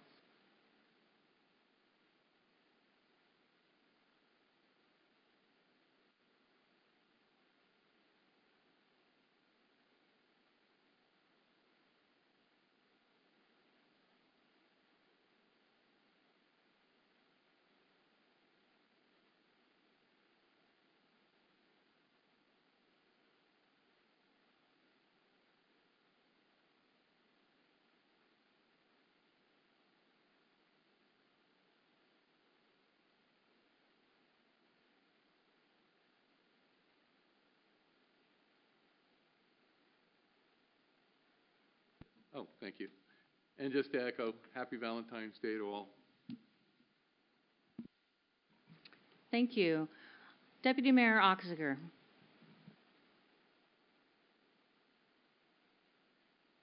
Thank you. I'll spare you all a hacking session. Sounds good. Thank you. I wanted to just, and I'm going to try and do this as briefly as possible. I came out of some major workload projects over most of December and January. So just within the last 2 weeks, I attended the Highline Forum, which is put on by the Port of Seattle. I believe that our Councilmember Harris was present there as well. I attended an interview with at Wesley Homes and a new program that's called What's Happening in Des Moines. Thank you very much for the invitation to come speak to the residents about that. Last night I was at the North Hill Community Club answering questions primarily around all sorts of issues in the city, but we centered a lot about code enforcement, and I encourage folks to find the online reporting app or reporting page if they're not comfortable calling 911 for their issue around code enforcement. It might be better to call the non-emergency number or to fill out a report online. And I want to say thank you to our PD and our chief for getting back to those residents within 24 hours. I really appreciate that. I went to the PIC meeting that Councilmember Steinmetz mentioned, and I think it's important to understand that regionally we are well positioned. I think that through much of the work that has been done by some of our previous council members, including former mayors Buxton, former Mayor Mahoney, to be well heard and appreciated on those regional councils, and so it was more of an orientation to Association of Sound Association of Cities. Sound Cities Association, thank you very much. But I know that they will be tackling some meaty topics in the next couple of months. Today, and possibly why I'm so rummy, I did drive to Olympia at 6 o'clock this morning to attend Association of Washington Cities Mayors Exchange. And there was just some great information about many of the things that cities across the state are dealing with that are very similar, and then some things that are not so similar. We heard from a town called Starbuck, Washington. It's a real place, and it has exactly 147 residents. And so they're looking for one person to build one apartment building, and they're desperately trying to get maybe one big employer to come in and offer some jobs to the young people who live there. So it gave me a perspective on some of the things that we're facing, and also an appreciation for some of the things we're not facing, I would say.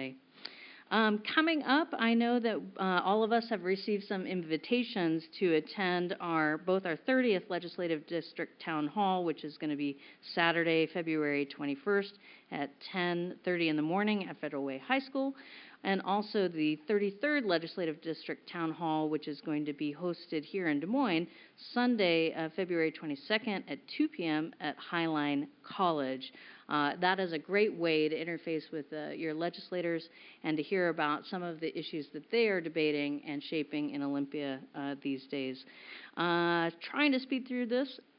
Next, we have a bit of a break. We don't have a council meeting, a regular council meeting, until March 12th, but we are going to be retreating to a council strategic planning workshop that'll be facilitating, and I'm going to call it Charting Our Course, but we're going to be so informed about all of that outreach that the Citizens Advisory Board did for us, hearing more about the formation of the strategic plan. We're going to be talking about how the nexus between our mission, vision, to go with that as well, and it'll be an opportunity for us to really set some social norming around how we work together, because I know as a team that if you boil it down, we are interested in some of the same things to make Des Moines a wonderful place to live for our residents. And that's happening on February 25th and 26th. That was a lot. But thank you so much for being here. I appreciate it. We are going to offer our motion to adjourn to Councilmember Desmone.